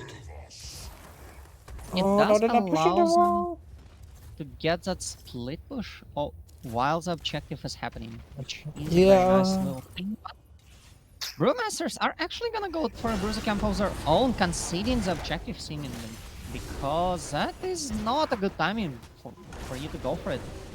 You're not going to be in a position for the objective itself. We know that you're going to defend the top lane, and now you're making that side advantage yours, but you have no way to actually enter the objective. You have no way to enter the side. And they're completely giving away the positioning here, but hopefully for them, they grab some value top lane with that camp now.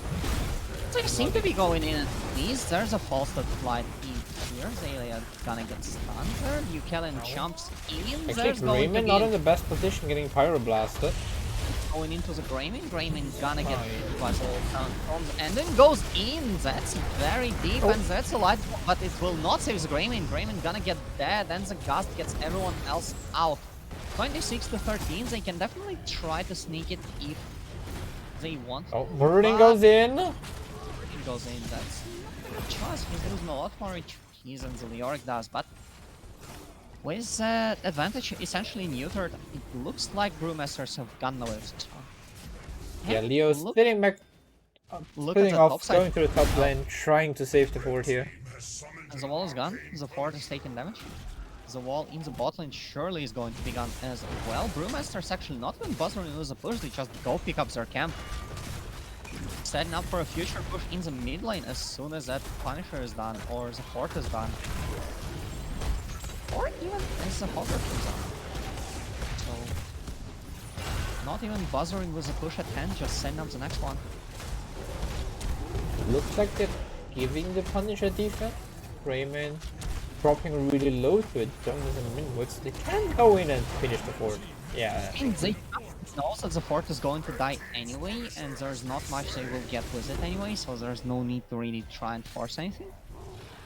Meanwhile, Hogger securing that siege camp in the mid lane, and now they can actually try and go for the mid lane push. However, they will not. They will just keep on taking siege camps. Equalizing the number of siege camps taken by the teams throughout the game, actually. Oh, if that we also have some additional pressure on the bot lane, so let's see what they can do on mid or top with that. Lens actually used. The answer is something probably. There's a light bomb, but Stada doesn't have anyone to jump onto to make sure that the bomb actually connects. The Hanzo is gonna get end up the criticals engaged. The arrow unfortunately mistimed with the ice wall, so it doesn't actually get the stun. Kaylee gonna try and save himself, but no. Anduin just falls down, a victim of an orange. Definitely one way to keep the doctor away, even though it doesn't prime and is not actually a good joke to make, but it is the ones that I'm making, so. The push in the bot lane is apparent. Stada losing a lot of HP here, no healer to save them for the next 10 seconds, which does allow Brewmasters to just keep on getting that wall. In the meantime, Hogger securing the top fort for once. And well, in Crust we trust does look pretty much out of it so far. The actual top 4 nearly going down to Hogger splitting there. No, Yeah, to the just mid wave. slightly You might not- see some. No, okay, never mind. Interest to trust. Let's wait. You can do mid fort here. Is this the next big thing? It's a frozen Punisher, so if you. I guess if you lose the Punisher, the board is gone anyways, so it doesn't matter if you have it or not. But it's still a little bit of damage onto the Punisher early on. And That's in Crust to 100. Trust have the camp up, so they're probably trying to go for Zed. Let's see The what other side, we Brewmaster would see level 16 for Brewmasters, but they're using it to look at that Leo rather than the camp. I mean, Yeah. maybe that camp is very annoying to try and engage on. They will instead secure the fort and maybe try and find a fight. That's going to be Big an ice wall, the arrow, a bit too late, Forward, still Slido managed with misses it. 4 people. Salah Slido jumps misses in, it. but the gust is there. Keep them now they're just defensive and taking they... damage. The fort is going to kill Stades. There's no way around it. Surely, yes, indeed. And they're going. Kelly not feeling too great, actually feeling quite dead, but not dead enough just yet. However, who is that is Morpheus. Kelly fight joining him. It was a very nice start of the fight, but unfortunately the light bomb follow-up did not land because Stade was slightly too far away. Actually, if Greymane stays in the work form there, he might survive it. Because of The 10 armor. Of course there's a 10% armor. Ooh, it was close though. But yeah, But now, this means next objective goes in the hands of Brewmasters and they will be pushing in that mid lane with it. Everyone on the other side will be back alive, but also the Silence are pushing in favor of Brewmasters with the catapult. because every it's third pretty much wave. secured, Ogre will just go off and go pick up the siege camp, allowing to put even more pressure on that mid lane. I'm surprised he started with his siege camp and not the enemies, but Oh, another gust to save them. and disengage them from the front line. We do have a lot of damage put into the Leoric and the May here. The snowball is pretty nice, but here's the John Cena. The follow-ups may be massive and very nasty. Oh, Let's see Hanzo, King There's the Shockwave. A lot of HP actually losing his life as well. Morpheus is going to die and Stade following through. Kaylee not feeling too happy there, but will get run away because Brewmasters are letting them go.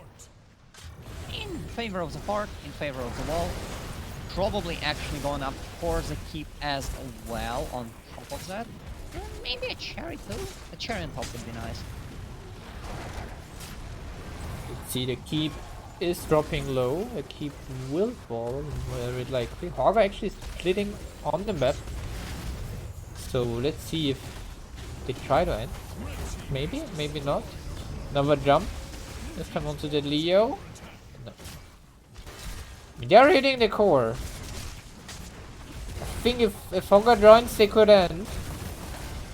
Well, they could end as is. The core is on 80%. There's the light bomb. It finally connects, but the gust will still disengage Stade from everyone else. 30% on the core. They could have ended, but they don't. Ignition 7, baby! We have a camp up there. We have to take it. 17%. It's 3k HP. That's like... Ah! Alright, let's go! Bruiser came on top side. I believe in German that is Ahmad. Achman. Um, Indeed, it's a big Achman. that's what, 12, 13? I've missed count. Yeah. Morpheus is not there's enough people nearby. Kaylee actually in a very bad position for a healer. That might just secure the game. Yeah, and then goes down. Another kill as the Leo is falling. It's a double kill. Now they can maybe look and end this game. Start on the Greymane. They should have this engage up, right? Murdin actually almost dying there in return. Hanzo and Greymane trying to do their hardest. There's a lot of shield on the floor. Greymane goes in Greymane D. Goes down. Hanzo goes down as well. There's only May left, and there's big boys and one little girl. and Brewmasters are going to pick up the second map. If my prediction is to be correct, they're gonna get the the fourth one as well. So it's up for In Crust We Trust to show us what they've got and force it into game 5. Indeed. Let's see. No.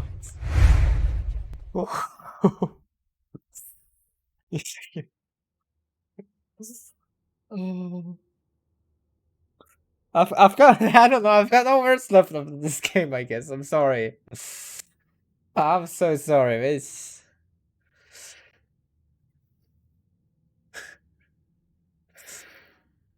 See? So we've got a map where you got to sleep, we've got a map where I get to sleep, and now we get a nice little map to finish the set on. Wait, that was a 0-13? Oh my god. Oof. yes, 0 to 13 kills in favor for Brewmasters. Nasty. Brewmasters, not Brewmasters. Here. And Murden here, Duke-Ellen was a perfect support KDA of 0-13-0. 13 assists, but no kills, no deaths. Alright. Now we do have the premium map pick and first pick on the side of In Crust We Trust. And they decide to go for the map pick this time, not going for first pick, and bring us towards Altrak Pass. Let's go.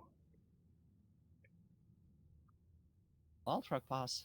So we get a map that's also pretty likely to go for a long time.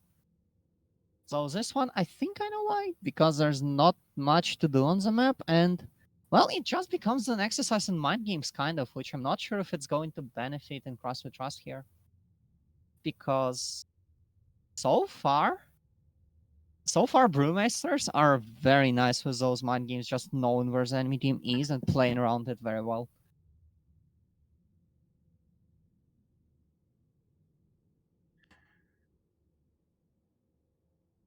Let's see. Altrak Pass.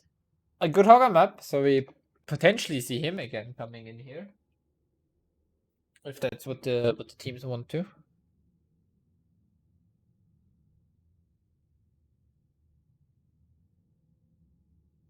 And we do have a technical issue on the side of In Crust We Trust, so gonna do the talking for a little bit more. Yeah, go to the talk thing. We can do the talk thing. Yeah, keep in mind afterwards today there will of course also be the Division 6 playoffs between Kitty Cat and Mission Unknown, brought to you by Skizzer and Getaway, also here on this channel afterwards, so keep in mind, make sure you stay afterwards here as well. Wait, that sounds like a great casting duo. Hold up. Yeah, just like us. But yeah. Try. And then tomorrow we have the Division 5 playoffs. Division 5 Grand Finals starting off at the same time as this one started, so 15 Central European time with, remember the name, I think it is, against the Riz Porte, and then MK Robotics against Onechans with the Division 4 Grand Finals, finishing off the first weekend of playoffs. And yeah, then the next weekend, of course, Saturday, Sunday, we will finish off the playoffs with Division 3 and Division 2 on Saturday, and Division 1 and Division 1 Plus on Sunday for Season 19. And then we have Division 20 coming up next, of course. So be ready for that, because it's definitely going to be a fun one again. I don't know if signups open it for Division 20. No, not that, but soon they will, and make sure to sign up then. Fact. If signups were open for Division 20, Bloody would already join it. While we are waiting, chat, can I get an indeed for my good guy, Samu? Any indeeds in chat?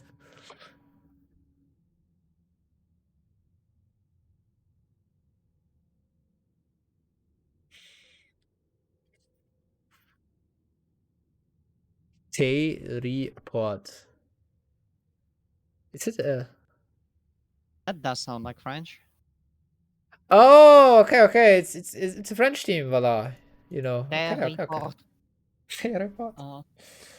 Please. Don't report me again, Josh, please.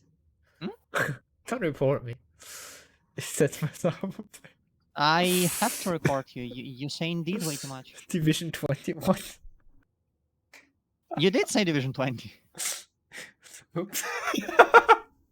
Are there any like off-season things that we can force people to sign up to? Out of Well, the things that are announced. well, we don't know yet. That's the sad part. Great. There was the thought of not doing it because there's Christmas and everything coming up now, and I'm also gonna be a lot very busy during that time, so we don't know it. But for Imagine- next season, there will be a few more things coming up. Imagine starting the freaking finals of your league without having anything to announce. What am I supposed to say? Oh, we're once going in. technical- Oh, We're going yeah, to the game, okay, guys. never mind. Let's go. Woo. Pass.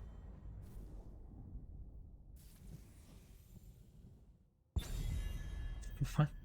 Well, we do have Brewmasters with the first ban, which means that they do have the first pick. Which does mean that in CrossFit Transfer are the ones who have picked All Track Pass, which making sense considering my stats. So that's something.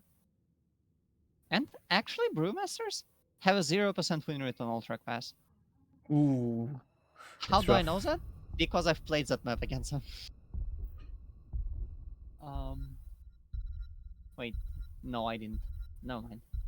That was a different team. No mind. Good Let's see. capture, We by the way. do see the Kel'Thuzad ban again coming out from Brewmasters. Well, keep it easy. And a Fawcett finally running out of patience with all those guys ruining their perfect engages and banning out the peel. That is a smart decision. I'm going to imagine. Oh, and then actually banned out by the Brewmasters themselves. That's interesting. Because so far the name of the game for in CrossFit Trust have been find the engage. If you don't find the engage, you lose the fight. So trying to ban disengage on the side of Brewmaster sounds a little bit weird, maybe, because they're kind of shooting themselves in the foot here. Johanna ending up our final ban.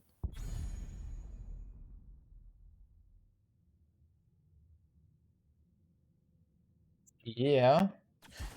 Which, yeah, I was about to say, Chrome is open. There we go. Now she's getting picked up. Oh, no. Why did you leave the Chromie? Not like this. And there's a Brightwing in response. The Brightwing and the Varian.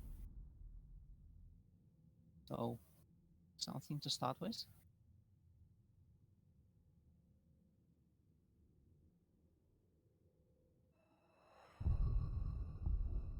Let's see. I mean, Brightwing does not have a cleanse, so if Chromie goes for loop, they cannot stop it. Does have a cleanse, but it's not good enough. Yeah, it's not a And- cleanse, it's just a stun removal.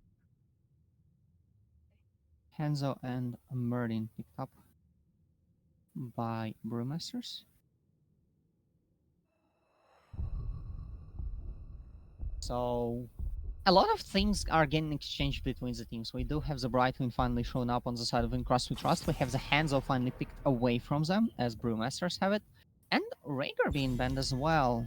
So that's also a hero that I don't remember picked from Brewmasters. So that's interesting.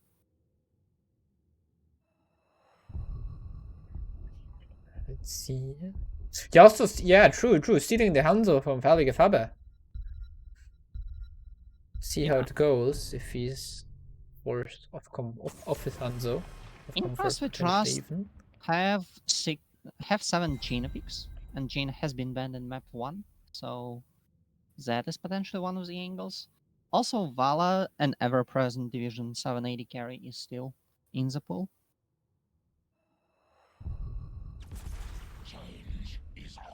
But we are gonna have a Dihaka. Yeah. Oh boy, the hack is in. Let's go. Outrick Pass, Almost there. one of his not a great map for him, sadly. Let's see how it goes. Savannah's coming in as well, so maybe taunted the mind control shenanigans coming up here, but let's see what support we will be picked up by Brewmasters as they still Oh, have. that level 20 mind Set up. control is disgusting. 15 seconds? 15 seconds? Who balanced that? Yeah, it's like 1 second less than taunt.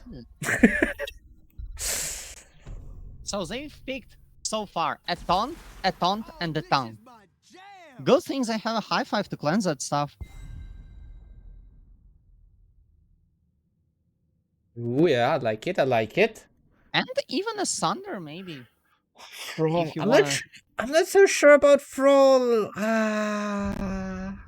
The issue with Thrall is that he has not that many HP, so you know, if you like taunt into And there's a Walla. taunt him, you might be able to one-shot him already with if you have enough damage follow-up. Let's see how it goes. Let's see how it goes indeed. Hey, I'm the one saying the thing now. God damn it. Oh well.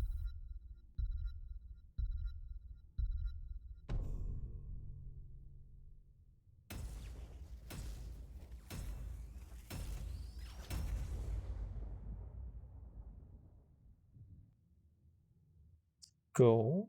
Oh, On the other hand, there is still a game 5 in Nope. cards if Crust can get it. So Brewmasters could try to do some stuff if they want to try stuff. in the meantime, thank you, Steffi FR. Let's Thank you try. for the raid with 28 people. You guys had a great time over at her stream. We're here in the Division 7 Grand Finals between Brewmasters and Crust. We trust the Brewmasters so far having a really strong showing, but in Crust we trust having a really strong game number 1. So they definitely also do have to have what it takes to win a game here. But let's jump into game number 4 immediately without it waiting any longer. I thought their name is indeed in blue, and they do have Stada playing as the Vala, Farliga Fabe playing as the Sylvanas, not the Hanzo this time around. Morpheus on the Dihaka, Kelly playing as the Brightwing, and Azalea on the Variant. And on the right hand reds, we do have Brewmasters. Remendos, this time on the Hanzo, stealing away from the other side.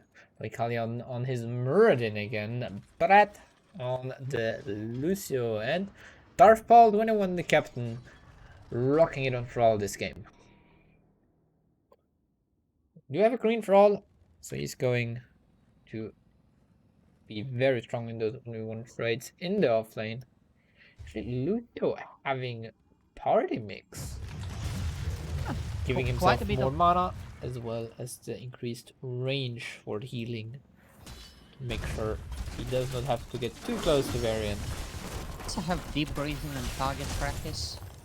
Brewmasters definitely trying to keep their distance with those picks. On the damage side. Meanwhile, Auto Attack Vala is here. Which apparently is not a troll compared to when I first started playing the game.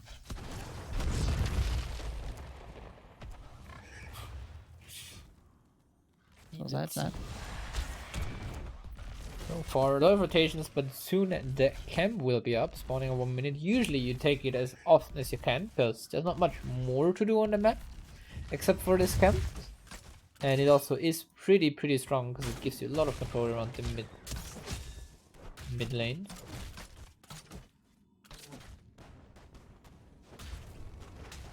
Well, the camp is up. The camp must go down. Minute 20 is here, and the teams are suddenly moving towards it. Stada is going to be alone for the time being, which is not something that I like, but Kaylee is here to heal up.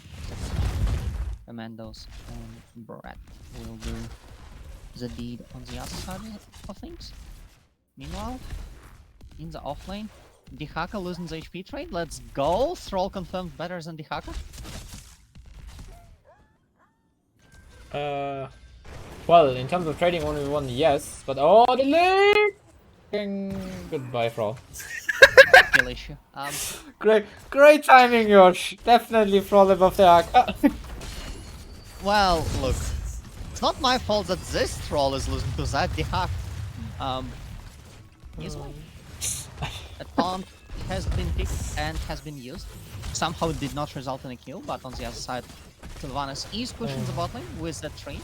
A thing that, in my AD carry really love doing, to the point of us suffering because of it. But it is a Division 7 final, so surely the team knows how to play around it, right? And well, both teams know how to play around it because the Brewmasters are right here trying to do as much damage as possible, and Kaylee teleporting in just to receive his pile of sand into the ice. That must be painful.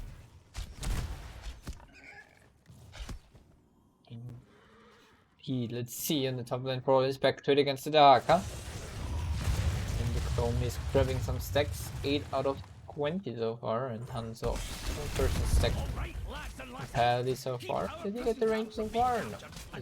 Still missing 2 more heroes to get the range increase. While at it, Thrall is once again ahead in the HP. As I've said, Thrall is once again ahead in the HP, but Dirty Brightwing does not allow the lane to be played fairly, disrupting the piece. Both camps are up and neither side is actually seeming to go for it. Well, now they are, after I've reminded them of it, but that is quite a bit of tempo lost because each delayed camp only is going to delay the camps after it as well. And apparently the less camp you take, the less stuff there is in the map. The less stuff there is on the map, the likelier you are to lose. Some Division 7 analysis from me right here.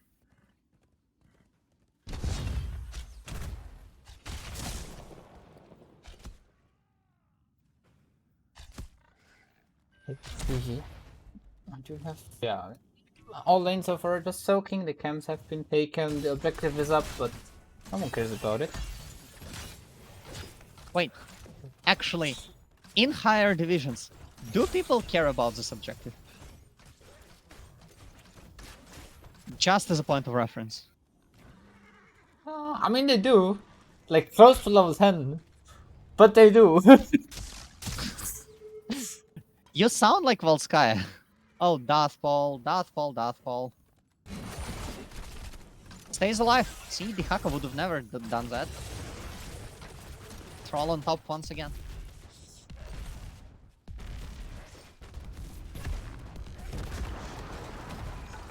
While we are at it, Zelia trying to engage. We are not approaching level 10 yet, but we are at level 9, which is close enough for Division 7. Morpheus is gonna walk right into the hammer and miss the tongue, like any Dihaka does. Okay, getting the cap. No, Nice gonna get in trouble. interrupt. Last second, very nicely done. And actually stops the capture himself to get a polymorph off. There's going to be a taunt on the Deathfall, but last damage done just yeah. In the bot lane, which apparently is the off lane nowadays, Captain Obvious and Paralegia Fabe just trading out, not losing too much.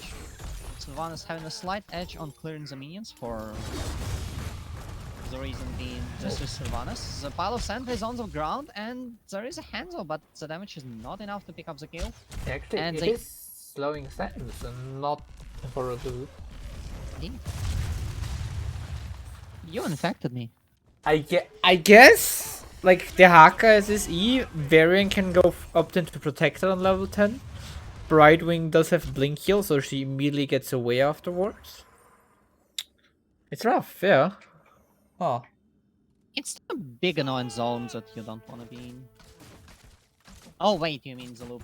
Never mind. Yeah. They do, however, get the camp before the objective spawns, which will help them a great deal in defending that mid lane. Ooh, a nice jump out from the taunt, making sure that Buchanan will not lose as much health as he could have. Both teams have level 10 now, by the way, so... Lights are heating up. Earthquake, Arrow, Avatar, Height 5 coming in. I'm a bit sad that it's an Earthquake instead of the Thunder, but it's still a very nice tool to stop the enemy team from moving. However, it does not stack with slow incense, right? Meanwhile, Murden dies right on our screens. Yes, I'm going to acknowledge it now.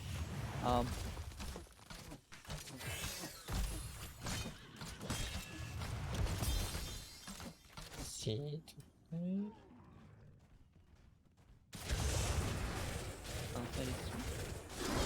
Camps are up again, or at least for one side, or in Crust to Crust.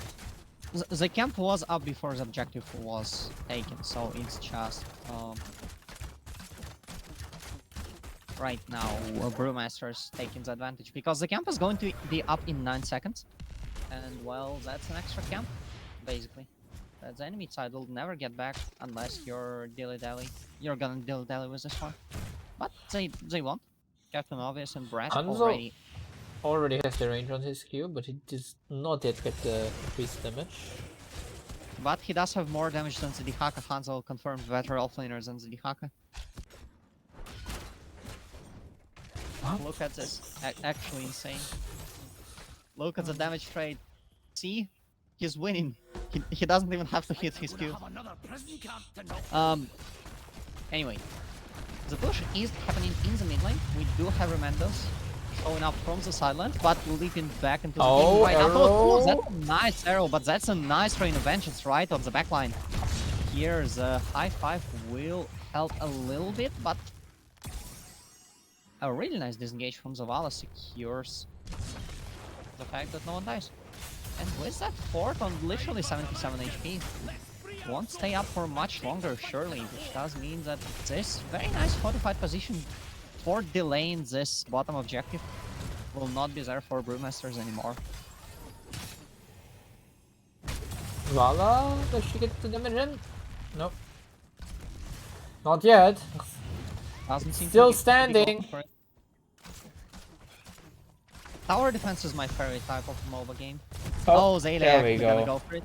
But look at this, you can try and find a flank. I'm not sure what the follow-up is. And they in the meantime though, Hanzo finishing his quest and getting a lot of damage on the Aka top lane. There's a stun, there's the bright meat as well, but the mini stun as well. Does he go down? Yeah, he does. Yes, he does. Of course he does. He's the hacker. Yeah. Kelly losing all of HP. There's an arrow, but it misses on the target that was intended for. However, a stun from the Lucius, the slowing sense as well, and Zalia losing all of HP now. Blink heal will only help so much. Will not save you from sudden death, however. And Brewmasters got themselves together, equalized the number of kills taken, and are now only within half a level of their opponents. Siege camp taken again by both teams, but Merlin he's going on a tanking adventure, going at the objective and being a little bit annoying there.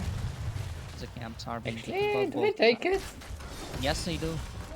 Yeah, they kept it for now, but Merlin takes quite some damage, but he has third wind, so just falls back a bit and he's full life again, because it's Merlin. It's not much, it's only 4 seconds, but it is some honest work. And it will suddenly impact the decision making of both teams, I feel like. Stada in a little bit of flank, potentially positions they can attack, but Zavala is staying careful. And Avatar nicely done just before the mind control hits, before the high five secures the safety of the tank. Meanwhile, the Haka doing some top lane shenanigans, pushing down that fort. And Brewmasters using their numbers advantage to get the timer back up and ticking. 30 seconds on the clock now. Great, the Haka build. No, I don't want to hear. Anyways, we do see Khan on that's unstoppable, but the Earthquake is going to be here. That's a lot of damage reduction actually between the attack slow and the slow proper. Morpheus not being able to move at all within the slow sense, and the Earthquake Shadowless no HP, Varian getting blown up. 5 seconds on the clock, and Brewmasters just want to fight that, well, in Crust we Trust just straight up walked into. It's just way too many circles for you to walk into and expect to stay alive after.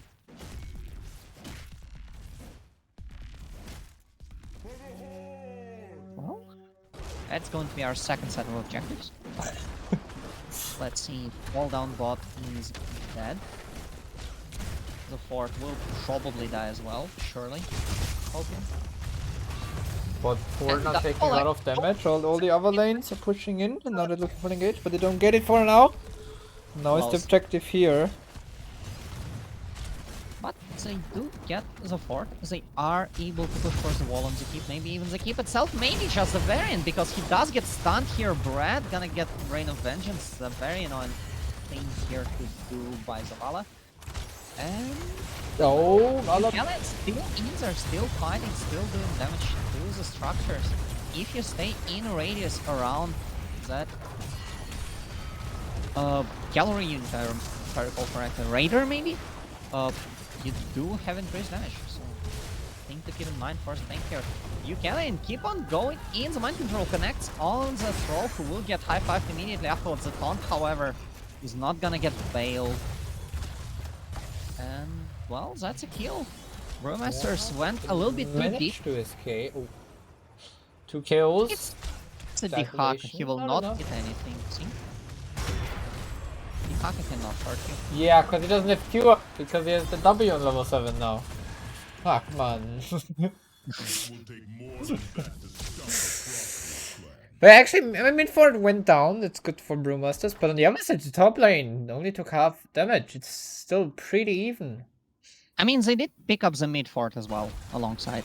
Yeah, So but that's pretty good. top lane. On the Oh, wait. flip side, in Crust we Trust actually get to go for boss afterwards, because they do have 5 people and there's just no way you can defend even with both damage dealers here.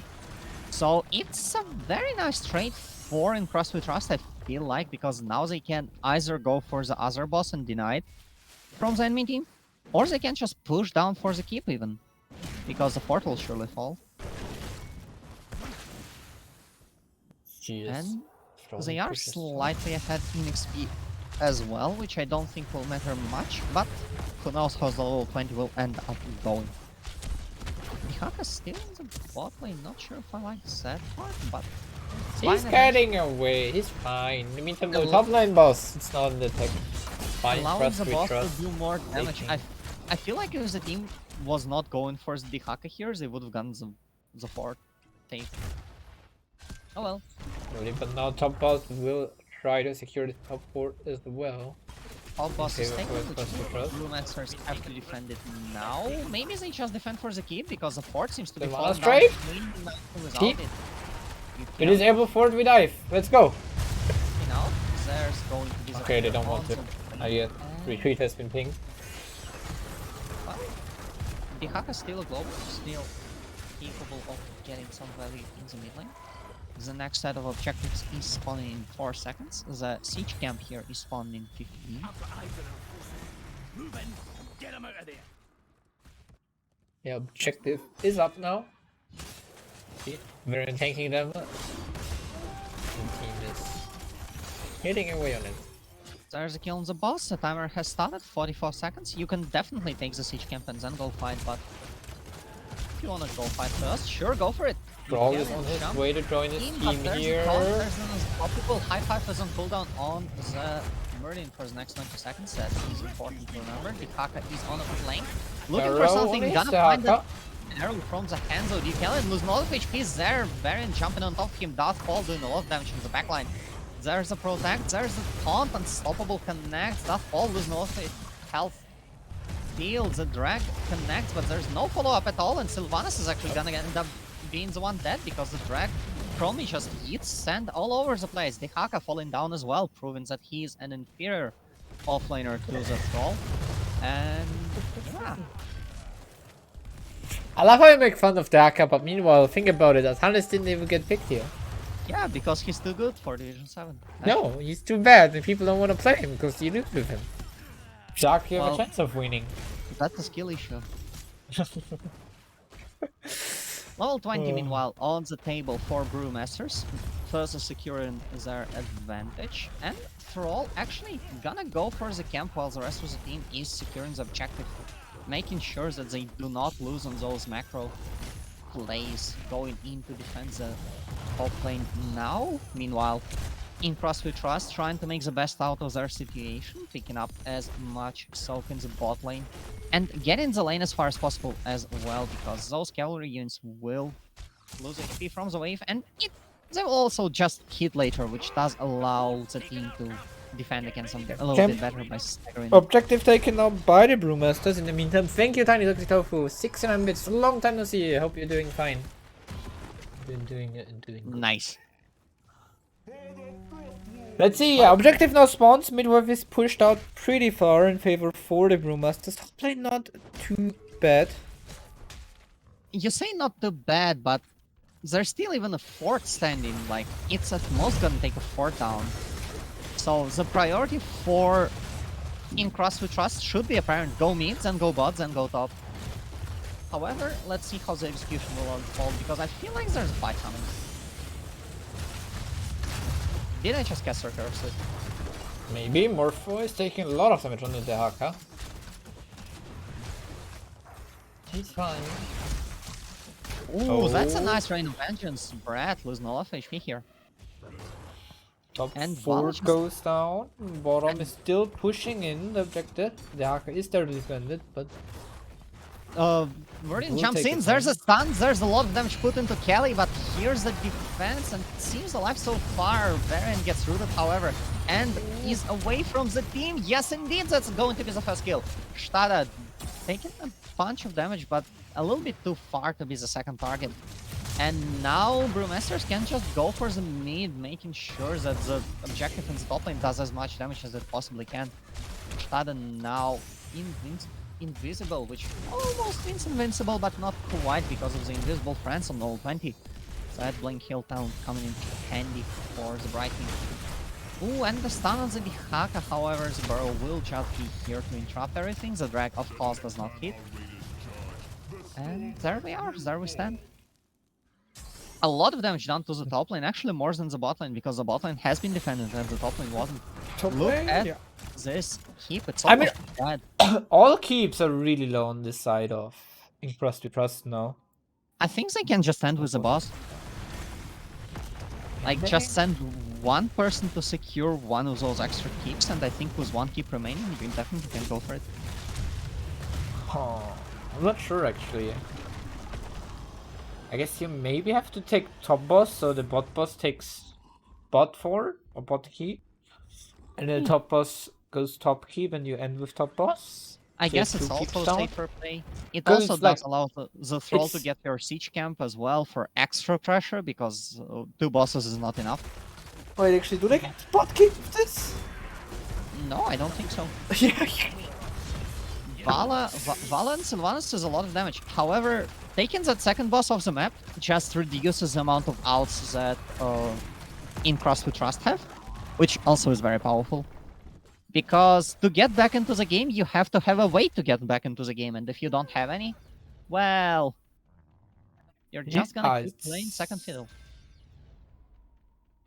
There's a variance, there's a Hanzo, there's a taunt. Is it enough? The mind control, follow-up damage. Is it enough? Yes, it is. The high five will be here. The drag hits on the Meridian, but it does not matter because the damage is done already. However, Brewmasters will get to disengage. Do they just go for the... I would have just gone for the objective right here. If I'm Brewmasters, honestly. Because I then think you leave Vala on the TFTs. Ah, but then they expect to do TFT. No, if I'm I guess you Brewmasters, lose the keep already anyways, no? I'm going for the objective because Crust are busy defending the... Okay, no. Wow, they just took 2 bosses and done literally nothing. Well, nothing. Yeah. They've done like what? 100 health damage on the top keep. It was like 500, but yeah, kind Which of. is like a quarter of its remaining HP, yes, but also, come on. You're the boss, do something. Oh, time trap. Varian is taking Same. damage. Right. They do have damage, but they do not have enough damage to blow up a Varian, surely. Surely they don't.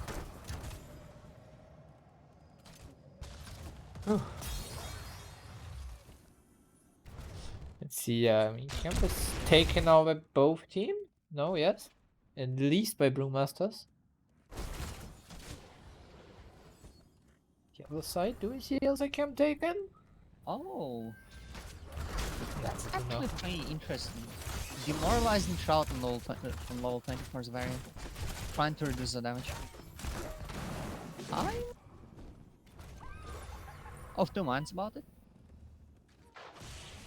Like on one hand, more healing in your guys is nice. On the other, Oh, Murder just avatar.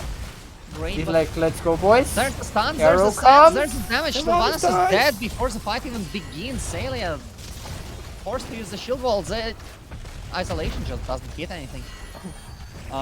Kelly goes in only to find sand and arrows and pain and death. I do not recommend. Oh, actually, Brad counter steal don't on Brett though.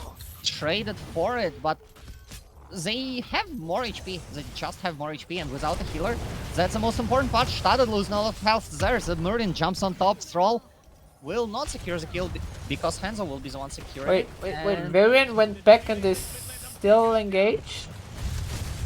They did not engage. They got engaged on. But yes, Varian had 10 HP, so he backed. Why are you not just going for the keeps right now? Brewmasters, my guys. You literally have no one else on the other side to interrupt you. It just needs someone to stay at the objective and interrupt it. Make sure it's not you getting need taken. one person to breathe on the top keep. You don't even need to do damage, just breathe on it and it will fall apart. Thank you. Yeah, One another more. Hanzo Q. Another log. There we Good. go. And now you can end the game. Yeah, now all three keeps are down. Objective is coming in, and this seems to be lights out for in Crust. We trust the core 2800 HP. No armor left now. It's gonna be a really rough defense.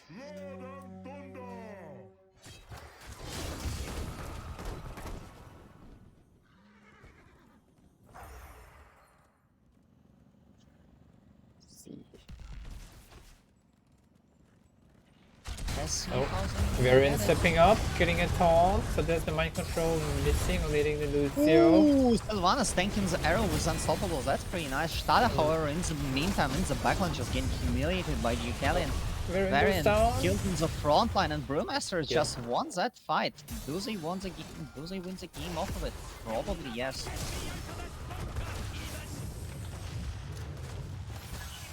Yeah, this should be GG. 2 objectives on the core, So- 3 people dead. Every single Division 7 Cup game this season has ended with a score of 3-1. The only one that did not is in Crust with Trust's quarterfinal. However, this time around, they've lost, and Brewmasters are going to be your Division 7 Cup champions for season 19. Congratulations. The GG. Well 17, played by the 17. Brewmasters. Can I say it 2 more times? Oh, wait, why? 2 more times. Because it's season 19. Oh, so I have to say 20 times next season. Yes. Indeed, I understand this. Good.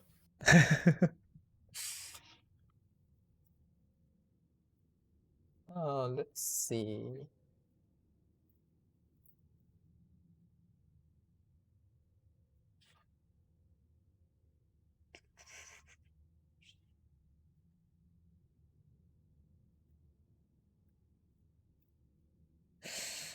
So, if I recall correctly, now is the part where they talk to us, and we pretend that we understand what's happening and ask questions that are Yes, sometimes indeed. good, and sometimes just 19, and sometimes just shitposts.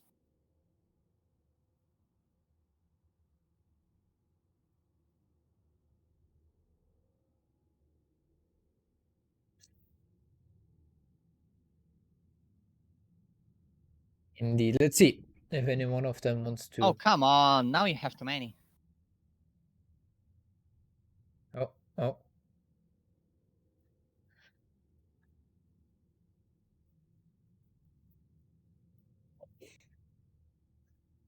All right. Another sick person. That falls out is sick and he hardly has a voice, but he did still manage to win. So I guess he doesn't have to be healthy for that. You've managed to talk for ages, apparently.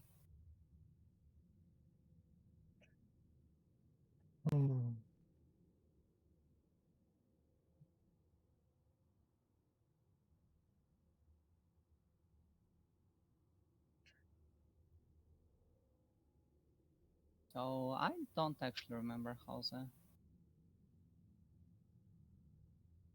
See. it goes. Look, you are the casting manager. You're supposed to take care of this, so you're the one taking care of this. I'm not taking care of anything. Hello, help, please. Aren't you the manager? Yes, I am the Unless- manager. I'm supposed to talk to you. God damn it. All right, we have Doika, who is the tank of Brewmasters, who will join us. Nice. Alrighty.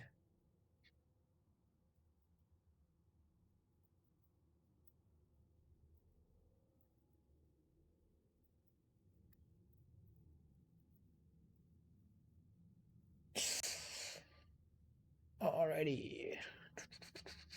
Let's see. I've been saying that for like a minute now. Do something. Yeah, give me a moment. Come on, yo. Our audience retention. Come on, Samu. Wait, Kickspander? He's on the roster.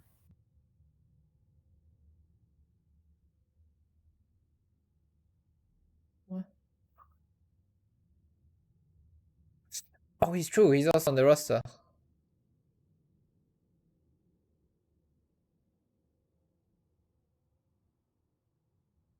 Was no spokesperson. Sure. Okay. We got two people in, I guess. Yes, you and me. Now get the interview. Yeah, now two more people will join us as well as Doika and Hickspander. Here we go. Hello. Welcome. Congratulations.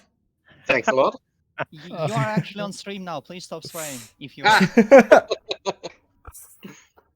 All right, GG's. Yeah, well played. Thank you. Just My hands have stopped shaking yet. My heart also has. Yeah. Same. All right. First of all, before we jump into the interview part, you of course will also get some trophies. I'm not sure which ones exactly, but there will be some trophies sent to you. Okay, great. So far it has been medals in the last few seasons, but I know there's something new coming up. I don't know if it's already this season or next season. So, but yeah, you will get some trophies. Transparent. Someone transparent, tiny owl, cosmic. Someone will whisper your captain to get everything sorted out in terms of organizing it, the shipping, and everything. And congratulations from the board of Heroes Lounge. We're excited to get some presents. So we take medals, cash, and sporting cars. Yeah, diamonds, gold, everything's Yeah, fine. yeah. They will get in touch with you about the exact details. You know which car and stuff. We're excited. Yeah. All right. Yeah. Congratulations. Game number 1. Damn, that was a strong start from In Crust We Trust going into Towers of Doom. Did you expect them being comfy on that map? Did you? No, we didn't expect that at all. But to be fair, we haven't trained a lot of Towers of Doom lately, so we're a bit shaky. We're a bit nervous, as you say. So we try to do our best, but they played it well, and was a good first map for them. Yeah, as a silent observer, I can say it was really a lot of nervousness, I guess, which was in the micro play actually. So and that hit hard in the beginning. Yeah, absolutely. As a non-silent observer, I can confirm it was a lot of pain.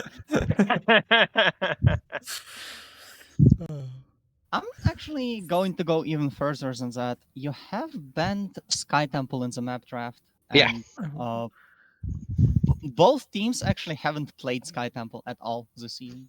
Yeah, we didn't want to take the risk because we have agreed as a team that we don't want to play on Sky Temple because how can I say it diplomatically? Because we are not quite good on this. Yeah, it's our worst map. Yeah, if we do not play it. Yeah, even if we play casually and try to figure it out, it hasn't worked in the past, so we banned it out. Fascinating. Aren't you guys supposed to be like the big macro team with those big macro outplays? I don't know how Sorry. you get this idea, but we think as a team that we don't actually are that good on the macro aspect, but our team fight capability is much better than that. But Yeah, it's an interesting view. So our macro game is actually we think our macro game is actually not that good at all, and we quite suck at large maps. That's what we think. And team fights are at least the one thing that we are not so bad at. So that's what we're trying to concentrate on. That's actually how we play. But thank you. but yeah, thank you. When you and other teams get the impression that we are quite good at macro aspect of the game, we can build on that. What a disguise! Well, good thing we've just talked about it on the main launch broadcast, where absolutely no one will figure that part out now. Yeah, definitely. I mean, especially there were some nice decisions, especially from Dafpol and Luskaya stealing the turret camp and stuff. Yeah. Really nice decisions in between. And yeah, going into game 2, like how were the mentals after game 1? Because it was quite a decisive victory by Crust to Trust, I would say. Yeah, as I said before the games to the team, it's I try to get the impression that that's not a final at all. That's just another league game, and we got to brush it off and go for the next map without anything in mind. And just another day in the office, guys. Don't worry.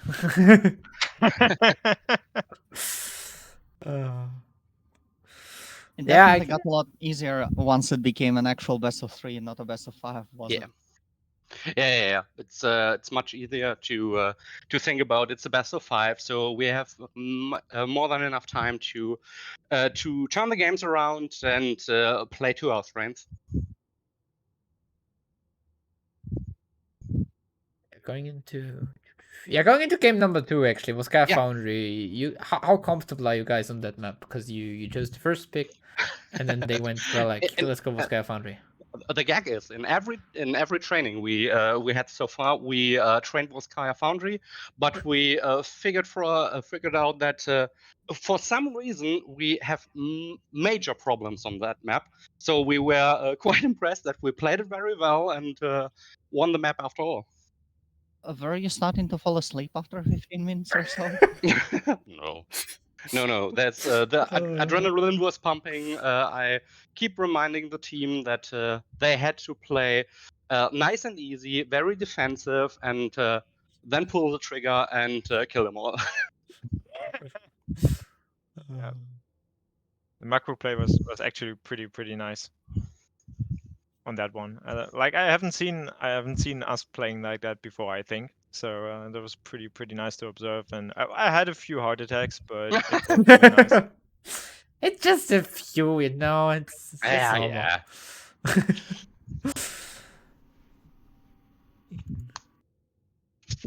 Indeed. All right. 21. Any more you wanna? Oh, by the on? way, game 2, Yeah. I like the streaming comment. Like, oh, we don't need a protector, just leave it there. Yeah. We're going to do all of that ourselves. We had a similar discussion in the voice chat, and then we decided to just leave this thing there. Just leave that stupid robot there. Yeah. We don't do this ourselves, man. Here's my sword. Yeah. Voskaya and its objective. It's just said at this point. It's just weird, yeah. And I love. Good. We have proven decisively and conclusively. Thanks. The last objective wins the game. Yeah, Come on. I love that moment where we're like fighting for the point, and I think I don't know who played Brightwing, if it was Brad or Captain. I think it was Brad. But he put the turret, then he died, and after that he still killed 2 people when he was dead. With the turret, that was awesome. Yeah, that was great. Yeah, You don't need to be alive to kill someone. Let's put on enough turrets and you win the game eventually. Yeah. Actually, like having Sylvanas with Mercenary Queen at level 4 on this map, having 2 turrets, it's quite a lot of damage. Why not Gazlo? Because he doesn't have Mercenary Queen or Mercenary Lord anymore. Why no Gazlo?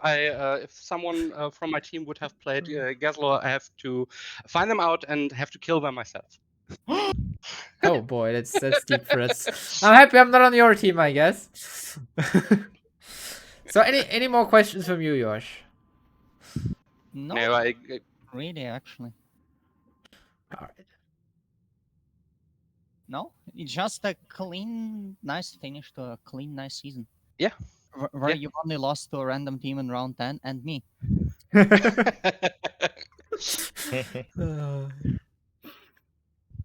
All right. Any more shoutouts from you guys as Brewmasters then before we head off in the evening? I just want to thank my team for the hard work and all the nerve they have lost playing with me and this season, but we brought it to a good finish, so everything's fine. Yes, and the stream was very entertaining, at least from my side. And thanks for the casting. It was really fun, and I really enjoyed it. With, well, as I said, a few heart attacks, but my team won. That's what counts, I guess. So yes, thank you Yeah. all. Thanks to all watchers and guests, and hopefully see you soon in the next cup. Yeah. Hopefully. Yeah, thank you for joining and see you next season, I guess. Hopefully. Any plans already on your side for next season? Well, actually not. We'll see. Yeah, it's. We, I mean, we it's all, it's we all understandable. enjoy the break, and we all enjoy the break and the winning of the finals, and we'll see what happens next season. Yeah, it's understandable. Having focused on the playoffs for now, it's Yeah, definitely understandable to not have talked about next season because someone was like secretly already planning to leave or something. It's better to not talk about the stuff before. Oh yeah, definitely. I'm out of the door right now. Bye, thanks guys. for the wins, and bye, guys. Yeah. Yeah, thanks for joining. Have a good evening. Celebrate yourselves and the You too. team. Bye bye. Congratulations. Thanks. Yes. Bye. Ears opened. See you guys. Bye bye. Bye bye. So Josh, any last words from you before we head off? Not much, actually. As I've said, a very nice finish for a very nice season for a very nice team. And yeah, a nice interview to cap it off. Thanks for watching us. I feel like I'm not welcome here, so some other people who are probably better at casting will take over for me later on. As of now, I have been Yosh, you have been you. Good evening out here. And Yeah, have fun thank out there. you. It is mandatory. Thank you, Josh, for joining me again, for kicking off the playoffs again with Divisions. It was always a pleasure to cast with you. So yeah, no, don't worry, Chris. I have enough weird ideas. I don't need anyone else to give me some. Thank you all for watching. Thank you all for joining. For now, keep in mind to stay around. Even if you now have a 40-minute break, so there's no hurry. Go grab some food, grab some drinks. Always drink enough. Very necessary to stay healthy, and then be back in 42 minutes when we head off to Division 6 finals between Kitty Cat and Mission Unknown, casted by the one and only Skizzer, joined by Getaway. Thank you for joining and see you later. Bye bye.